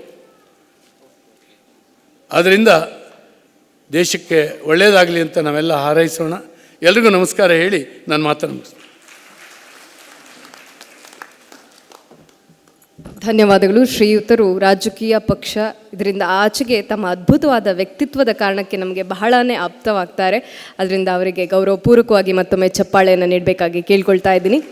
ನಮ್ಮೆಲ್ಲರಿಗೂ ತಿಳಿದಿರೋ ಹಾಗೆ ಮಲೆನಾಡಲ್ಲಿ ಹೇಗಿತ್ತು ಅಂದರೆ, ಒಂದು 5ಕ್ಕೆ ಅಥವಾ ಒಂದು ಮಲೆನಾಡಲ್ಲಿ ಮದುವೆ ಅಂತಾದರೆ 1 ವಾರ ಮುಂಚೆನೇ ನೆಂಟರು ಬರ್ತಿದ್ರು, ಫುಲ್ ಜನನೂ ಜನ. ಆದರೆ ಈಗ ಹೆಂಗಾಗಿದೆ ಪರಿಸ್ಥಿತಿ ಅಂದರೆ, ಮದುವೆ ಮನೆಗೆ ಹೋಗಿ ಒಂಚೂರು ಮುಖ ತೋರಿಸಿ ಬರ್ತೀನಿ ಅನ್ನೋ ರೇಂಜಿಗೆ ಆ ಕಾಲಘಟ್ಟದಲ್ಲಿ ಬಂದು ನಿಂತಿದ್ದೀವಿ. ಅಂದರೆ ಮನುಷ್ಯ ಸಂಬಂಧಗಳು ಎಲ್ಲೋ ಒಂದು ಕಡೆ ಶಿಥಿಲಗೊಳ್ತಾ ಇವೆ. ಈ ಒಂದು ಕಾಲಘಟ್ಟದಲ್ಲೂ ಕೂಡ ನಮ್ಮೂರು ಎಕ್ಸ್ಪ್ರೆಸ್ ಸಂಸ್ಥೆ ಮಲೆನಾಡೋತ್ಸವ 3 ದಿನಗಳ ಕಾರ್ಯಕ್ರಮವನ್ನು ಹಮ್ಮಿಕೊಂಡಿದ್ದು. ಅದರಲ್ಲಿ ಇಷ್ಟೊಂದು ಜನ ಬಂದಿದ್ದೀರಾ. ಇನ್ನು ಸ್ಟಾಲಲ್ಲಿ ಸುಮಾರು ಜನ ಇದ್ದಾರೆ. ನಿಮ್ಮೆಲ್ಲರಿಗೂ ಕೂಡ ಮತ್ತೊಮ್ಮೆ ಧನ್ಯವಾದವನ್ನು ಸಮರ್ಪಿಸ್ತಾ ಸಭಾ ಕಾರ್ಯಕ್ರಮ ಇಲ್ಲಿಗೆ ಮುಗಿತಾ ಇದೆ. ಇಲ್ಲಿಂದ ಕಲ್ಚರಲ್ ಪ್ರೋಗ್ರಾಮ್ ಪ್ರಾರಂಭ ಆಗುತ್ತೆ. ಕಾರ್ಯಕ್ರಮಕ್ಕೆ ಆಗಮಿಸಿರುವಂತಹ ಎಲ್ಲ ವಿಶೇಷ ಆಹ್ವಾನಿತರಿಗೆ, ಗಣ್ಯರಿಗೆ ಹೃದಯ ಸ್ಪರ್ಶಿ ಧನ್ಯವಾದವನ್ನು ಬಯಸ್ತಾ ಇದ್ದೀನಿ. ವೇದಿಕೆಯಲ್ಲಿರುವ ಎಲ್ಲ ಗಣ್ಯರು, ತೀರ್ಥಹಳ್ಳಿಯವರಿಗೂ ಕೂಡ ಹೃದಯ ಸ್ಪರ್ಶಿ ಧನ್ಯವಾದಗಳು. ಶ್ರೀಯುತ ಅಶ್ವಥ್ SL ಲೇಖಕರು, ಶ್ರೀಯುತ ವೀರೇಶ್ ವಿಕ್ಟರ್ ಮೊರಾಸ್ ಧರ್ಮಗುರುಗಳು, ಹಾಗೆ ಶ್ರೀಯುತ ಅಬ್ದುಲ್ ರೆಹಮಾನ್ ಮಾಲೀಕರು ನ್ಯಾಷನಲ್ ಕನ್ಸ್ಟ್ರಕ್ಷನ್, ಹಾಗೆ ಕುಮಾರಿ ಸಾಧ್ವಿನಿ, ಜೀವಂದರ್ ಜೈನ್, ಮಹಾಬಲೇಶ್ವರ್ ಹೆಗ್ಡೆ, ರವಿ ಕೋಟೆಗದ್ದೆ, ಅಶ್ವಥ್ SL, ಗಣಪತಿ ಭಟ್, ಆದರ್ಶ್ MK, ಸುದರ್ಶನ್ ತಾಯಿಮನೆ, ಸಾಧ್ವಿನಿ ಹಾಗೆ ದಿಯಾ, ಎಲ್ರಿಗೂ ಕೂಡ ಧನ್ಯವಾದವನ್ನು ಸಮರ್ಪಿಸ್ತಾ ಇದ್ದೀವಿ. ಇಲ್ಲಿಂದ ನಾವೆಲ್ಲರೂ ಕೂಡ ಕಾತುರತೆಯಿಂದ ಕಾಯ್ತಾ ಇರುವಂಥ ಸಂಗೀತ ರಸಸಂಚೆ ಕಾರ್ಯಕ್ರಮ ಪ್ರಾರಂಭವಾಗ್ತಾ ಇದೆ.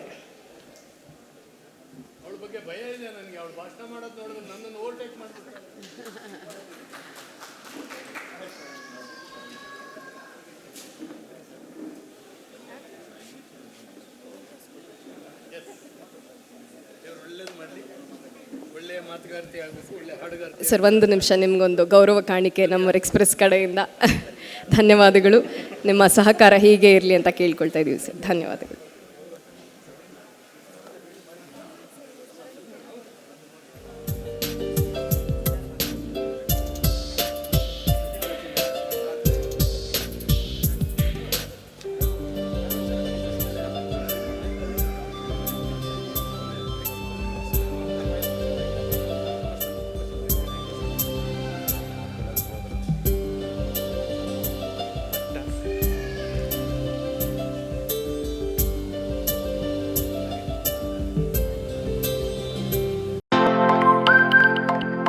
ನಮ್ಮೂರ್ ಎಕ್ಸ್ಪ್ರೆಸ್, ನಿಮ್ಮ ಸುದ್ದಿಯ ಜೊತೆಗಾರ.